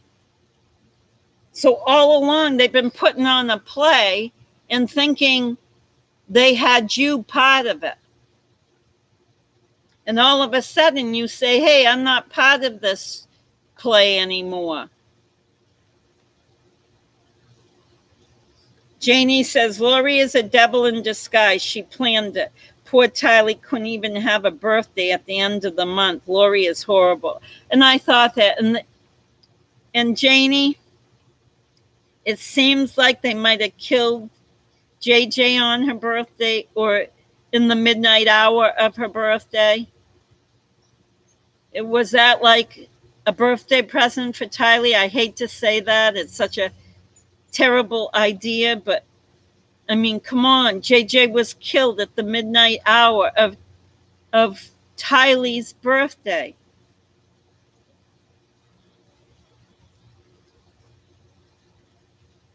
Yeah, innocent LDS. Just like Jodi Arias. Same thing. Oh, so innocent. So innocent, she took her license plates off her car. When she got stopped by the cops, they asked her, hey, did you know you didn't have a license plate on your car? She said, oh my God, no, I think someone vandalized them. Talking about premeditated murder of Alex Xander there.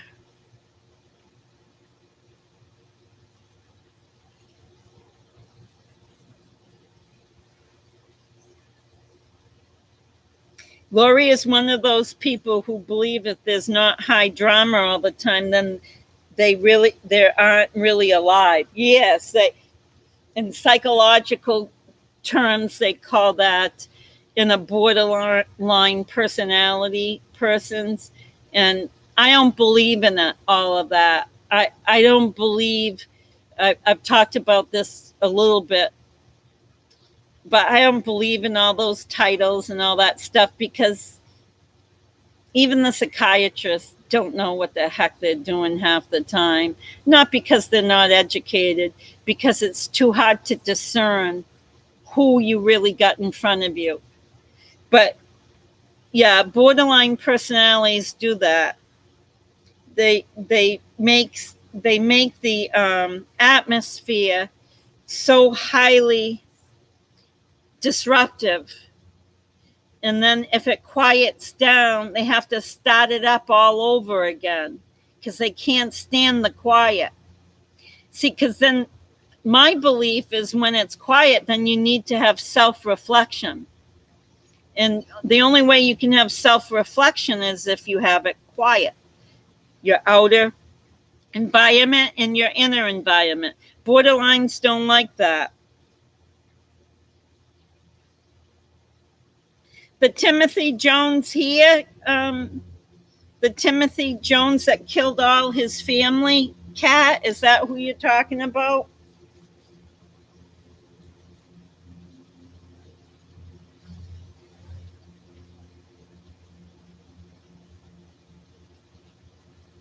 Oh.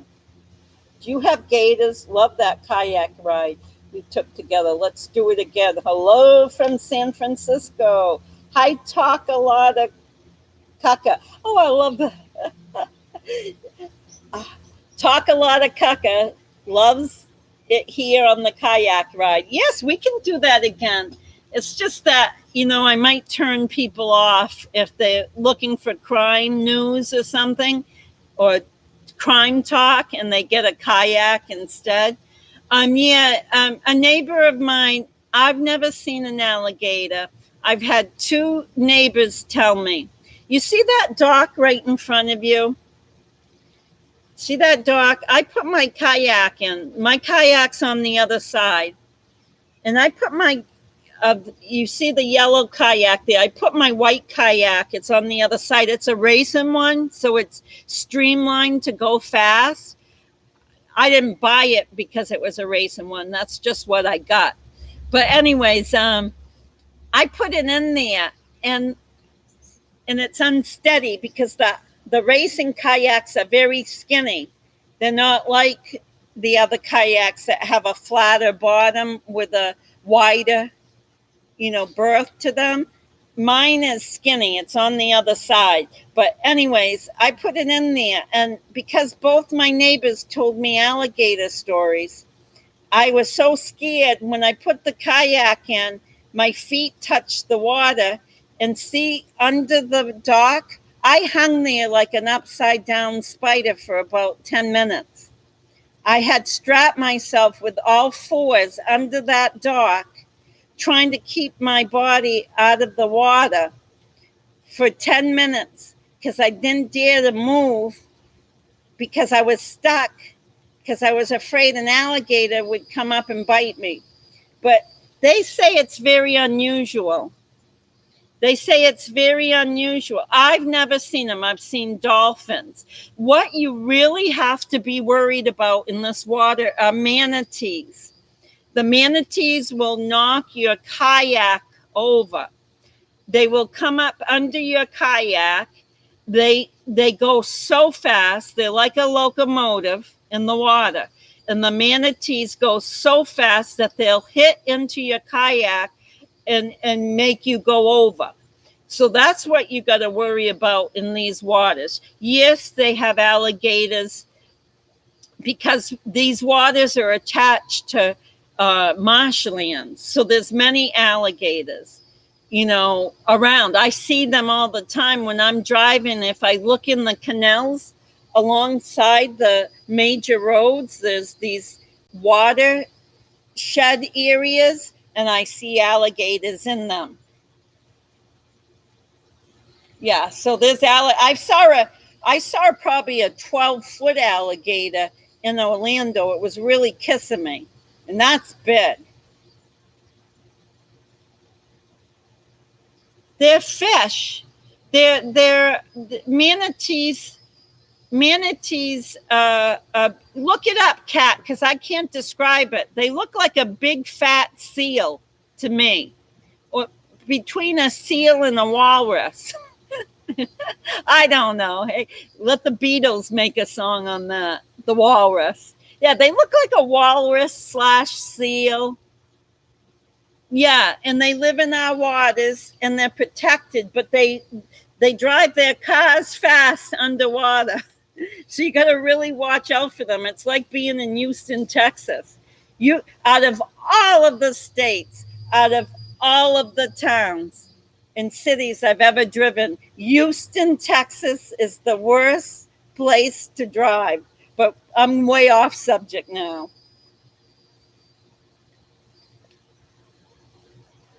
I don't know. This is what they tell you. If you get attacked by the alligator, you're supposed to poke his eyes. So take your fingers and jam them in his eyes. And if he's got you by the arm or something, what you got to do is slide that other arm in and open up that sphincter muscle that is in the back of his throat, and that will drown him. The minute you can put your arm in his mouth, in his jaw, or whatever you want to call that long thing that bites everybody, you have to open up the sphincter muscle in the back, in his throat, and the water will surge in and he will drown. So those are the only two ways that I have been taught. Fingers to the eyes, and if that doesn't work and he's got you by one arm or one leg or whatever it might be, you better shove your good arm right into the back of his throat and drown him.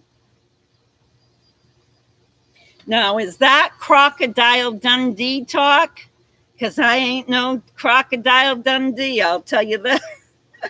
Now I know what a manatee looks like. They look so cute. Oh, and they're very highly protected. They're endangered. Yeah, okay, a sea cow. That's a good way. Yeah, a sea cow. Talk. Great advice. I hope Lori is enjoying jail now, because when she goes federal, they will beat her up for what she did to the children. Federal jail is no walk in the park, from what I have heard. Yes. And she'll, yeah. What are you supposed to do if you see a croc? Oh, yeah. Well, the crocs are in Southern California. I'm in Central. The crocs are on the southwest side. I'm on the central west side. So I don't have to worry about crocs. That's something altogether different. And I'm telling you, I've seen these alligators here. I just went camping 2 weekends ago, and there was an alligator camping right next to me in the canal. And the canal was less wide than this canal. You see, this canal's about, I don't know, it's probably about 100 feet wide, maybe a little more. This canal, the canal that the alligator was in, was right next to me in a canal that was like 14 feet wide, 15 feet wide, and he was 12 feet long.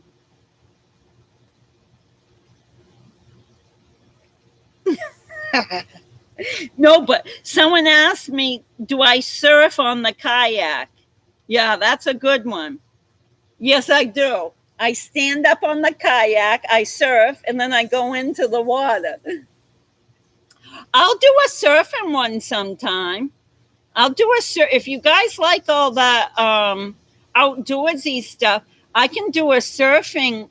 The where we surf, you see down there, you can see over there, you see the land over there. That's another island. I'm on an island, and that's another island that's past the boat.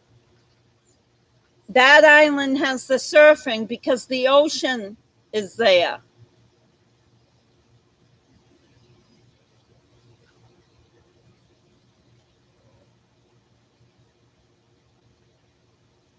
Oh, I'm going to lose people if I don't talk. I hope Lori is enjoying jail. I hope she is too.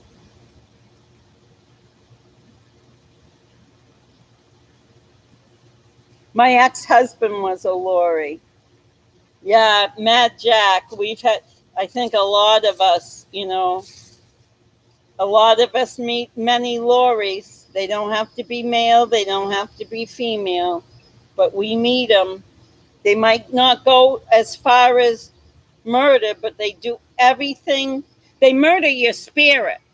If they can't, if they don't have the gumption to do the murder, they murder the spirit anyways.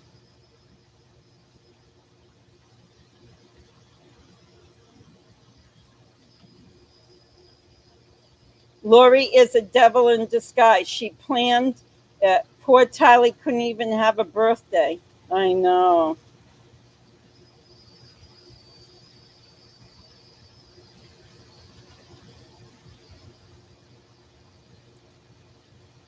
Yep, you're right, Grandma. The prison, the woman who murdered her son, the movie, The Box, she got burned with boiling water and her face opens up with a tuna can cover. Wow. They took a tuna can cover and sliced her up. That's what you're saying.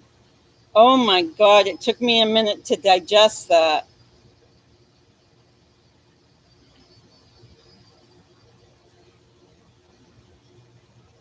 Yes, Maureen, it is very relaxing. Yes, and because this is Florida, we can get storms 1, 2, 3. Like it can be crystal clear blue skies, and then you look up and you're being rained on, but 3 streets over there's no rain and there's no storm. So it's very unpredictable.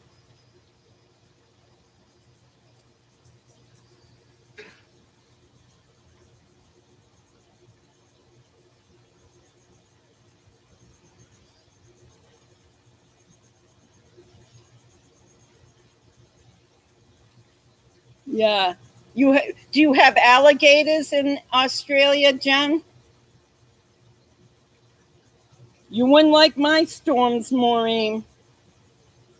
The storms are so bad here, they shake the house. The whole house trembles. I'm not kidding you. And all you can see, all the houses are made from concrete or whatever because you have to, because of hurricanes and because of termites. If they made houses out of wood here, the termites would, have a lot to eat.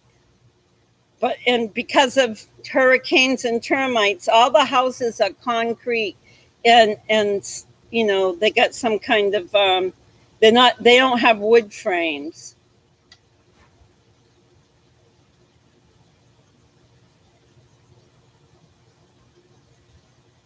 Maureen says that more. Yeah. No, so I could take a dip right in this. This is the river water. This canal. It's brackish. It's half fresh water, half ocean water. I could take a dip in it right now, and I'd be fine. No croc would get me, or no alligator.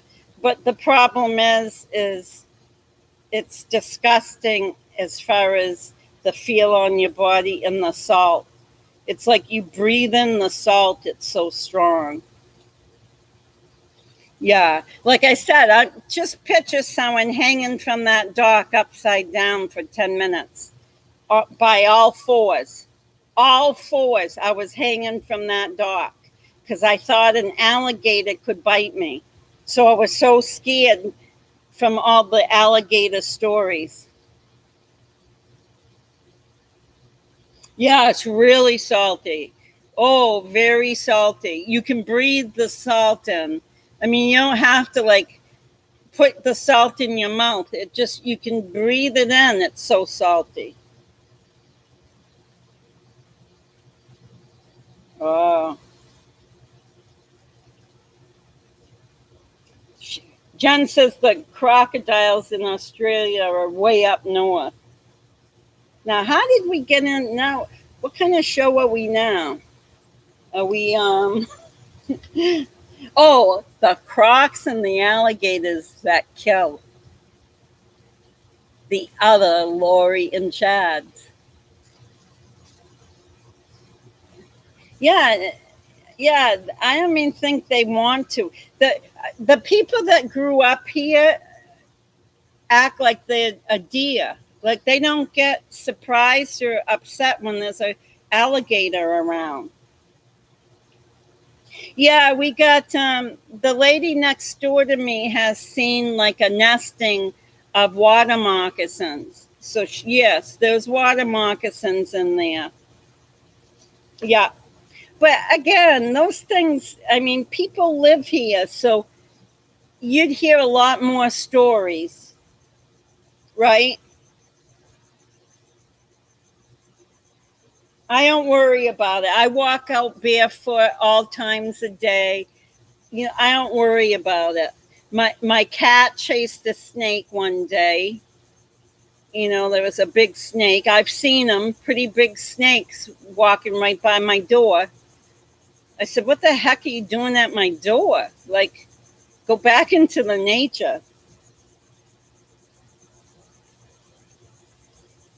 So, you guys excited about today's hearing? Are you? Yes, they're aggressive and they'll chase you. Yes, the water moccasins are aggressive. Yeah, he will, sugar butt. He will. He'll plead not guilty, and he'll be as smug as he can. Right in the middle of the pleading.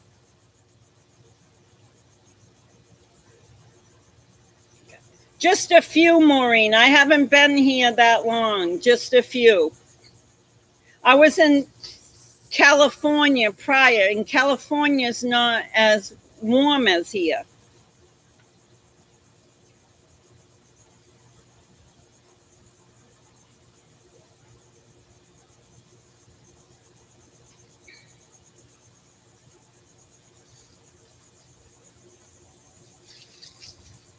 So to recap of what we talked about this week, we talked about Alex's attitude after the killing, his demeanor, how nonchalant he was. We talked about him having a good relationship with his brother-in-law, Charles VALLOW, and that he seemed untouched by what had just occurred.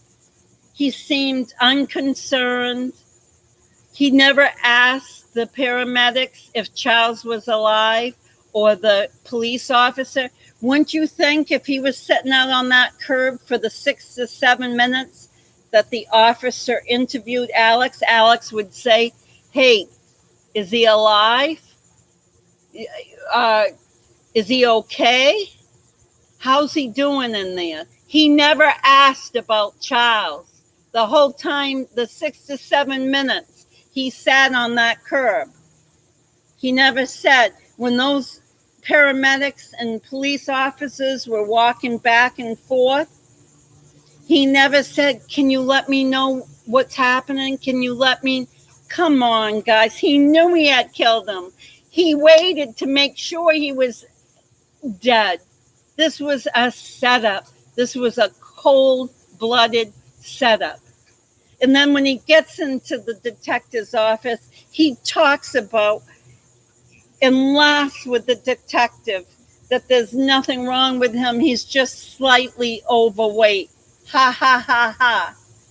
How could your weight ever come into talking about what just happened? Who cares about your weight when you just shot a man and you're laughing about it? Yes, he was dead before he called 911. Oh, Sugar Butt, please pray that he pleads guilty and ends the day. Would that not be sugar to our ears?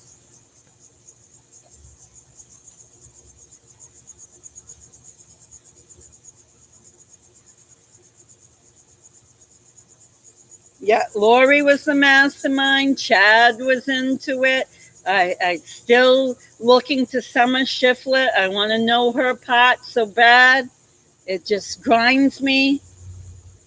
Out of all of the characters, even after Melanie Pulowski, how deviant Melanie Pulowski presents, I still have something in me that tells me that Summer was into the money. Summer needed that $1 million to come through for her. This is my opinion. So yes.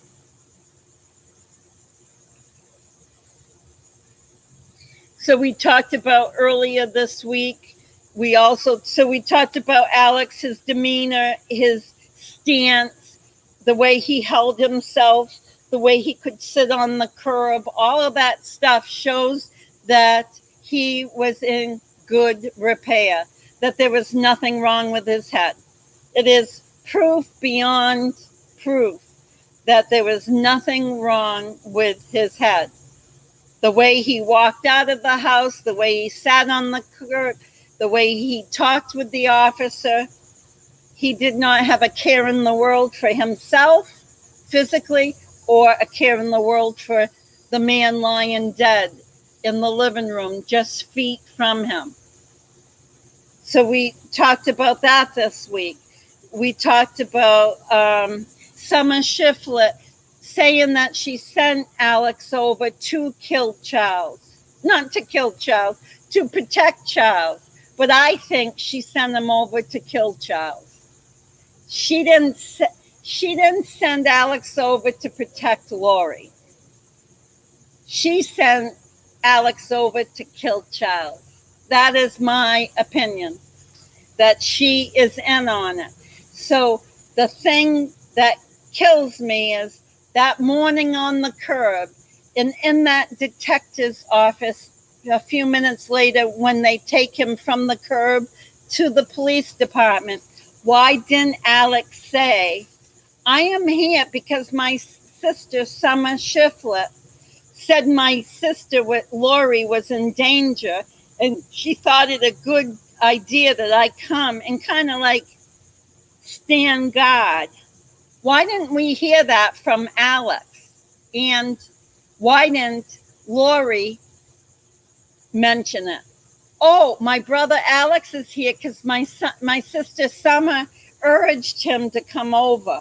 Who is lying in all of this? Or are they all lying?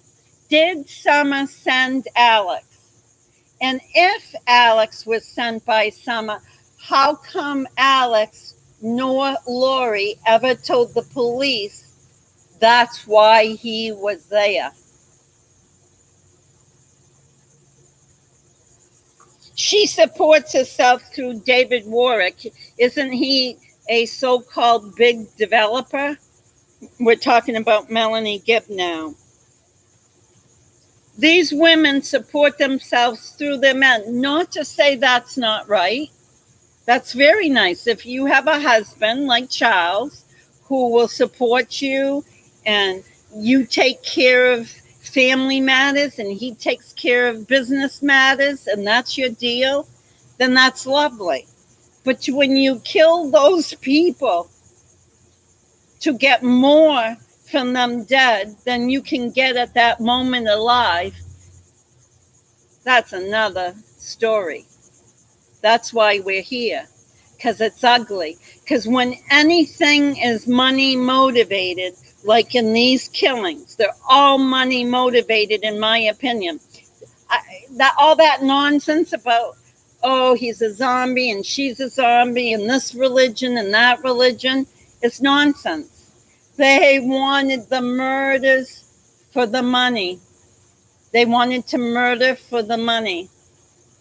Just like the creators, when they steal online your talk, and they put it on their talk the next day or 2 or 3, they're taking your stuff so they can make money. And what do they always say? Throw your money. Give me a super chat. Come into my Patreon. It's the same deal. You're not murdering for money, but you're stealing for money. They'll steal your thumbnail. They'll steal your words. They'll steal your account if they can hack into it. There are bad people in this world. And when bad people smell out money, they do anything they want. And that's a hard lesson for a lot of us that are not money motivated.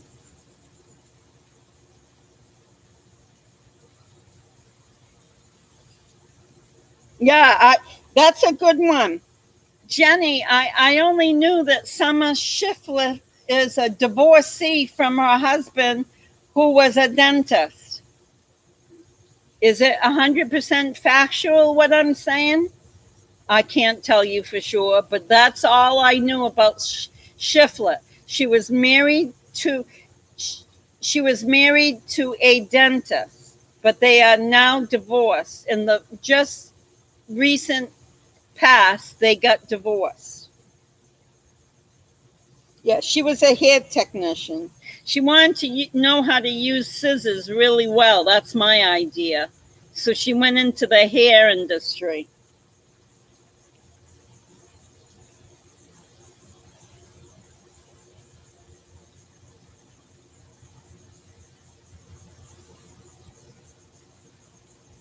I know. Isn't that so unbelievable? That when you're religious, you don't divorce, but you will murder. That's all that saving face stuff. And let's go back to what I've said before, and I've made a couple of videos on this. Faylene Grant, she's from Gilbert, Arizona. She's dead today, right? She got killed in 2001. Why? Her husband, Doug Grant, was telling her that she had a mission beyond the veil, that she had more value beyond the veil than she had on earth. Now, I want to tell you something about this Faylene Grant, I believe, murder case. 3 days before she drowns in her tub from too much Ambien. Ambien's a sleeping agent, and it's prescribed. Ambien you can't get over the counter. 3 days before Faylene Grant was found drowned in her bathtub, she fell off a 60-foot cliff while she was walking on a ledge. Her husband and her were on a hiking trip in the Salt Lake City, Utah area. It wasn't in Salt Lake City. I think it was northeasterly of Salt Lake City. Her husband and her were on this hiking trip up this mountain. And he claims she went on the ledge and walked over close to the edge and then fell 60 feet. She lived through that, he claims. He brought her to the emergency room. They patched her up. They sent her home with pills, and one of the pills was an Ambien pill. Well, when they did the autopsy, they found that she had the Ambien in her body, and she was found passed out in her bathtub. And guess what happened? So she had the misfortune of falling off a cliff. Then she had another misfortune 3 days later of drowning in a bathtub. And then guess what her husband did less than 3 weeks later? Married his mistress. Does this sound familiar? There has been documentaries on television. I think it was Oxygen and other stations have done documentaries talking about Faylene Grant's murder. Because what happened is Faylene, at the time of her murder, had an 11-year-old daughter, Jenna. And Jenna knew that her mother did not want to work beyond the veil, as Doug kept trying to brainwash her to think. Doug kept repeating that Faylene was needed beyond the veil more than she was needed here on earth. Jenna said that was all of Doug's brainwashing. He was trying to use Faylene's LDS religion against her. He was taking the good parts of the religion, adding in some very ominous parts, and making it like it was true to Faylene. Jenna, as an 11-year-old child, saw this. She saw that her stepfather was brainwashing the mother to think her life meant nothing here on earth. Now, I am asking you people, in this just short summary of what I've told you about the Faylene Grant, and I did 2 or 3 videos on this a couple of months ago. So you might be hearing some videos in the next, other YouTube creators will be making videos shortly thereafter. They're going to have to. Ding, ding, ding, the money, the money. What's that song that the kids sing nowadays? The money, the money. Look to the left, look to the right. The money, the money. It's all we're talking about, guys. The money. Whenever people are obsessed with money, it is that word. It is the evil. When they're following that money more than they're following anything else in life, you can only assume that the worst is going to happen. I'm not sure if Doug Grant had a life insurance policy on Faylene. I cannot remember that part of the story. I just remember that it is identical story regarding Tammy Daybell. Chad was telling everyone, Tammy is needed beyond the veil. Oh, what she's doing down here with us earthly beings is great, but boy, would she have status up there beyond the veil. He was telling everyone that she was going to die and that she was needed beyond the veil. We've heard it from Gibb. We've heard it from that other lady that nobody likes. I forget her name, but she's from Kansas and she was Chad's friend. So we got Faylene Grant. Her husband's telling her, hey, the veil's calling you. And she's starting to believe him because she's getting really delusional. She suffers from extreme major depression. And when you suffer from extreme major depression, you can also have psychotic phases in it. When people hear the word major depression, they just think, oh, they're seriously blue. But that's not all of the parts to major depression. When you've had a lifelong bout with major depression, then it can have psychotic features to it. So what I'm saying is you can become somewhat delusional. So if your husband is feeding you in your delusional thinking that you have more of a purpose beyond the veil than you do here, and that you're going to be loved so much more up there, they claim that he was trying to make her make suicide. And they claim that he was writing things in a journal, pretending it was her writing them. Do you hear the story? Was Lori writing things to Chad, pretending she was Charles? Well, Doug was writing in Faylene's journal, pretending that he was her, writing about her charge to go beyond the veil and how it was important for her to get there as soon as she could.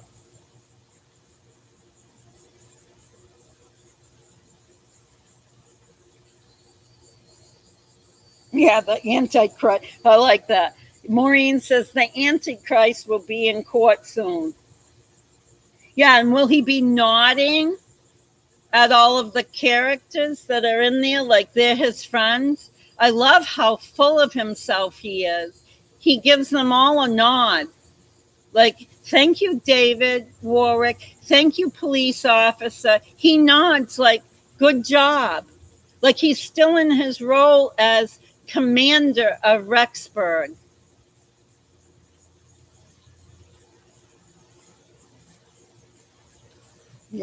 Yeah.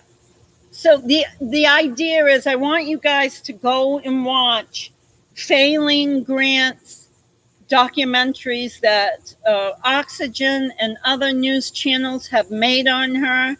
And you're going to see that this could have been the murder documentary that gave Chad Daybell all his ideas, because it is the same thing. He had a beautiful wife. He traded her in for a younger blonde. The blonde is just as crazy as him. And they live happily ever after. Doug ended up spending 5 years in jail. He got a 10-year sentence. They couldn't get first or second degree murder charges on him. But he ended up getting 10 years. And with good behavior, he got out in 5. So to kill Faylene, he got 5 years because He gave her that Ambien. She was on painkillers because of the 60-foot fall, and she was on Ambien. That prescription was not supposed to be filled. It was a prescription that the person had given Doug and said to Doug, we'll fill this in the future. She doesn't need this now because she's on the painkillers. Well, Doug put her in that bathtub and Doug gave her that Ambien. And when they did the autopsy, that is what showed up.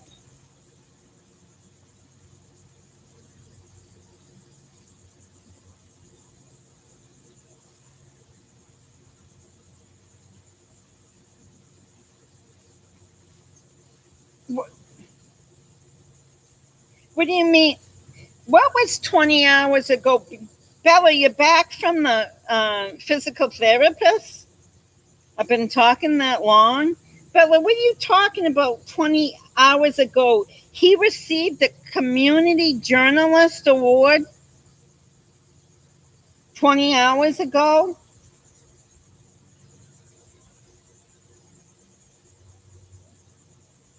Money and power, deadly to those incapable of handling it.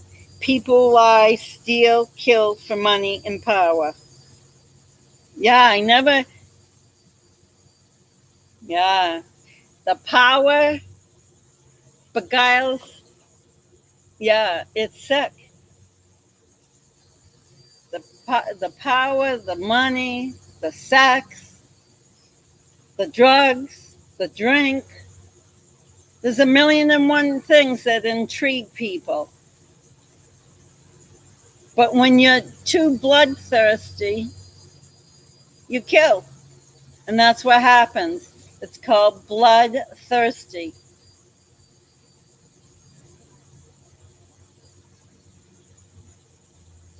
Well, it's not like a proclamation from the governor or from the president of the United States.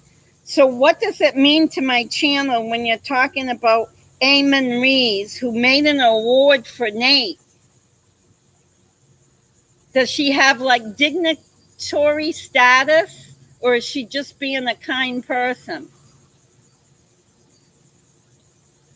I mean, usually you get an award from, the mayor of the town proclaims you to be a good citizen or a good newscaster. You don't get an award from a regular citizen. Is this Eamon Rees a dignitary, or am I missing something? Nice.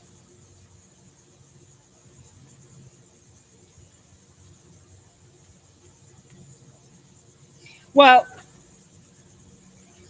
that's very nice.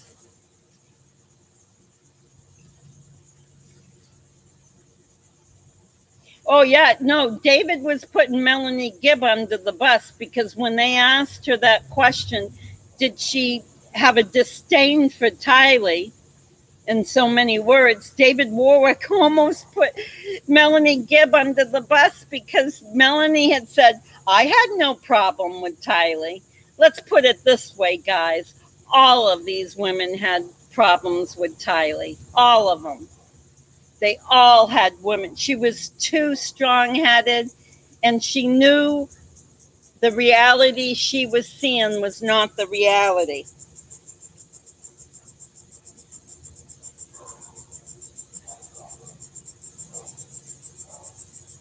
Good, Maureen. But usually it's a dignitary. Usually it's not a YouTuber that proclaims someone a hero. That's where I'm confused. Usually you don't have that kind of power to proclaim something. I know it's a nice gesture, but if it was the mayor of the town or the governor or the press secretary of the newsroom association or someone like that, but when a YouTuber proclaims someone as a great person, I'm going to proclaim that Jenny Jennifer is a beautiful person right here. Jenny Jennifer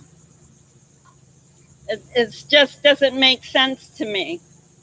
It makes sense why she does it. It doesn't make sense why it's such a big deal. It should be a dignitary that does that. They should make a proclamation. They can say on this day, on the 21st of August in the year 200 whatever, blah blah blah. Yeah, a dignitary does that. I can't do that. I'm not a dignitary. Oh, I get it. Oh, Jenny just made it. Poor Nate. Nate didn't get the award, so Awen did it as a nice gesture to give him an award. I get it. That makes sense. I just thought you meant out of the blue, some creator decided to give Nate an award. Well, I'll give Nate an award. And all of you will give him an award, but it didn't make sense. But now it does. It means he lost the award, and then she made up for it to give him an award. That's very nice. Oh, she did a mock run through. Yeah. We love us Nate. Some of us love Nate. Is that what you're saying, Noise? White Noise. I love Nate too. There's a flaw though, but I won't go in it. If you're all Nate lovers, I'm not going to go into it right now because I'm too into describing murders that Chad did, that he evoked on his wife, a murder that simulates Faylene Grant's murder almost to the T. Just a few of the things might be twisted a little bit.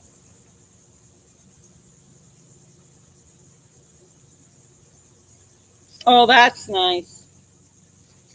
Jenny says there was nominations for a big award and Nate didn't make the nomination list. So Awen did it as a nice gesture. Oh, very nice. Oh, yeah. Jennifer. Jennifer Juniper. That's my name for you. Jennifer Juniper. I love that song by Donovan. That Donovan had some great little songs back. Nice, calm songs. 2 hours to take off. Are we going to, DJ, are we going beyond the veil in 2 hours? Is that what's happened? Is Chad taking us in his porta potty up beyond the veil? Oh, I love Donovan, yeah. And he loved Patty Boy's sister, Jennifer. That's who he wrote the song for. She ended up marrying Mick Fleetwood Mac.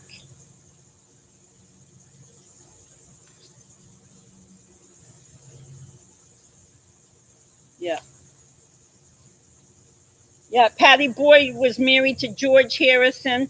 Then Eric Clapton made that song Layla, however that goes, Layla, and he stole Patty Boyd from George Harrison, another thief. Eric Clapton, he stole George Harrison's wife. And then when he was married to Patty Boyd, George Harrison's wife, he got Lori, an Italian woman in Italy, pregnant with his son, Connor. And you know, he made that song about Connor when Connor fell off the 54th floor window in New York City. He ran through an open window, the little 4-year-old boy, Connor.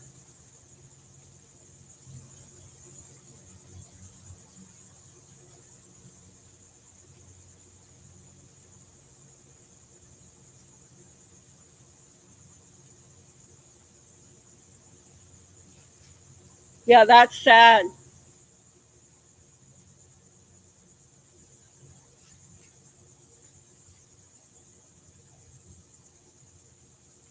Yeah, when he interviewed Melanie Gibb and Pulowski, he was 2 hands off with his contemporaries. And I call him his contemporaries because he's LDS, so he knows where not to go. You know, they have a certain decorum between them all, and he knows. And so, yes, he was a little light-handed with Pulowski and very light-handed in this recent interview with Gibb when he leads her all the way. I actually had a reporter come into my channel and complain about his reporting style that particular day. She said, never in a day do you say what you want the person that you're interviewing say. He was interviewing Melanie Gibb, and instead of letting her say it, he would say it, and she would yes him. That isn't reporting. So that was the only time that I have a gripe with Nate Eaton. She was leading him. He was leading Melanie Gibb too much. Yeah. Yes. Tears in Heaven. Yeah. When they wrote, yeah. He said, now this is Eric Clapton's words.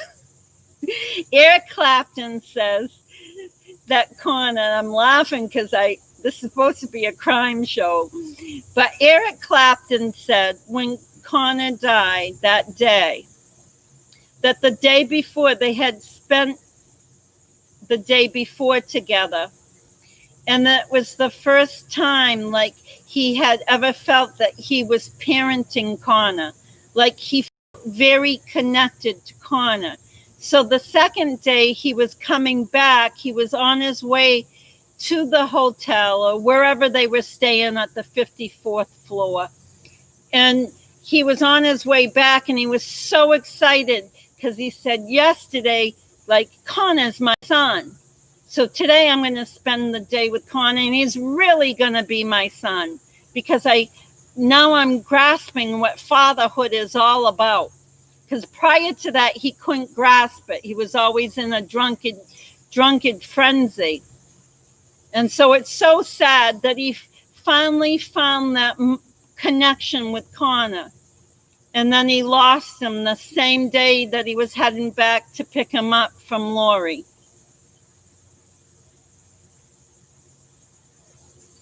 How long before I can shut down again? Yeah, we want to talk about, let's talk about Eric Clapton. Let's talk about Michael Hutchins, how he got killed. Let's stay off murder.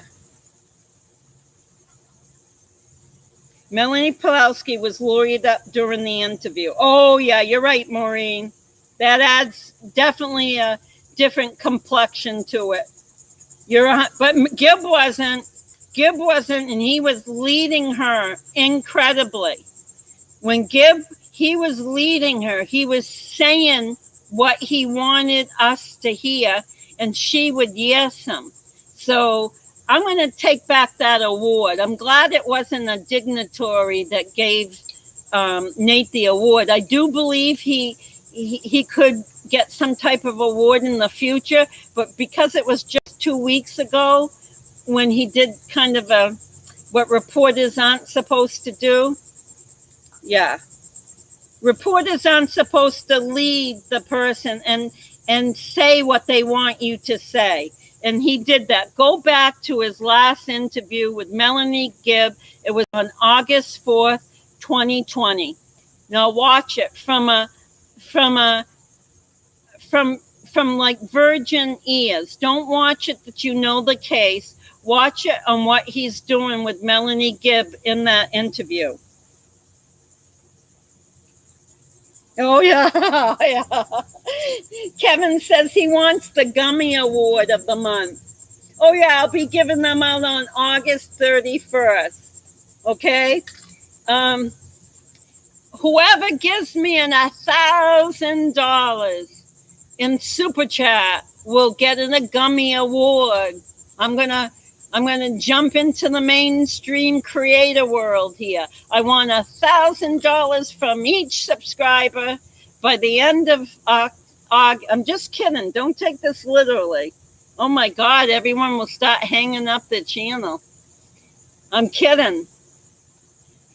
But I would like an award. Hey, I know how you can get an award.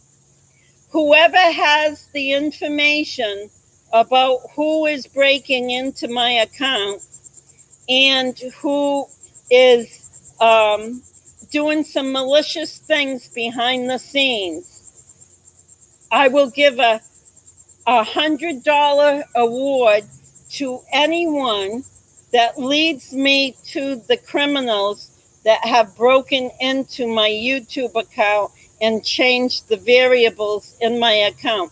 They change who my moderators are. They change who has access to my account. They change any monetization variables on the account. They go in and they've corrupted my account. So anyone that can give me a lead to a criminal on crime YouTube will get $100 for the lead. Do you have mosquitoes there? No, I don't have mosquitoes. We have no-see-ums. They're those tiny, you can't see them. That's why they're called no-see-ums. And they bite you and they're fiercer than a mosquito. A mosquito has a stinger. I think a no-see-um has actual teeth. So it's a bite rather than a sting. And you can have the no-see-um welts for weeks. Like you can walk around with big welts and they itch. You know, you go on fire.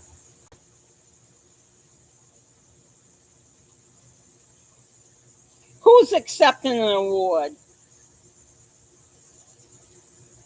Who's weird, Maureen?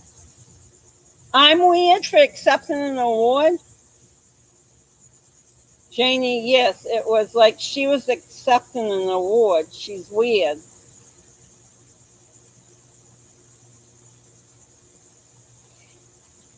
Someone has broken into my account, my YouTube Gumshoe Graham account.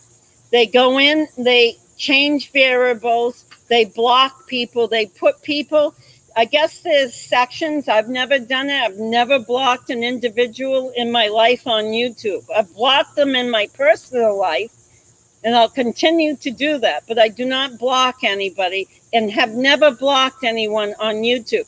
There is a box on YouTube, and you can go into that box and you can put all these people. So for instance, I'll say Maureen Walsh. I don't want her coming to my channel. I'm just using this as an example. I can go in this box and I can put her YouTube name in, her URL, and that URL will block her from ever coming to my channel. There's a million things that they have gone in and done to my channel.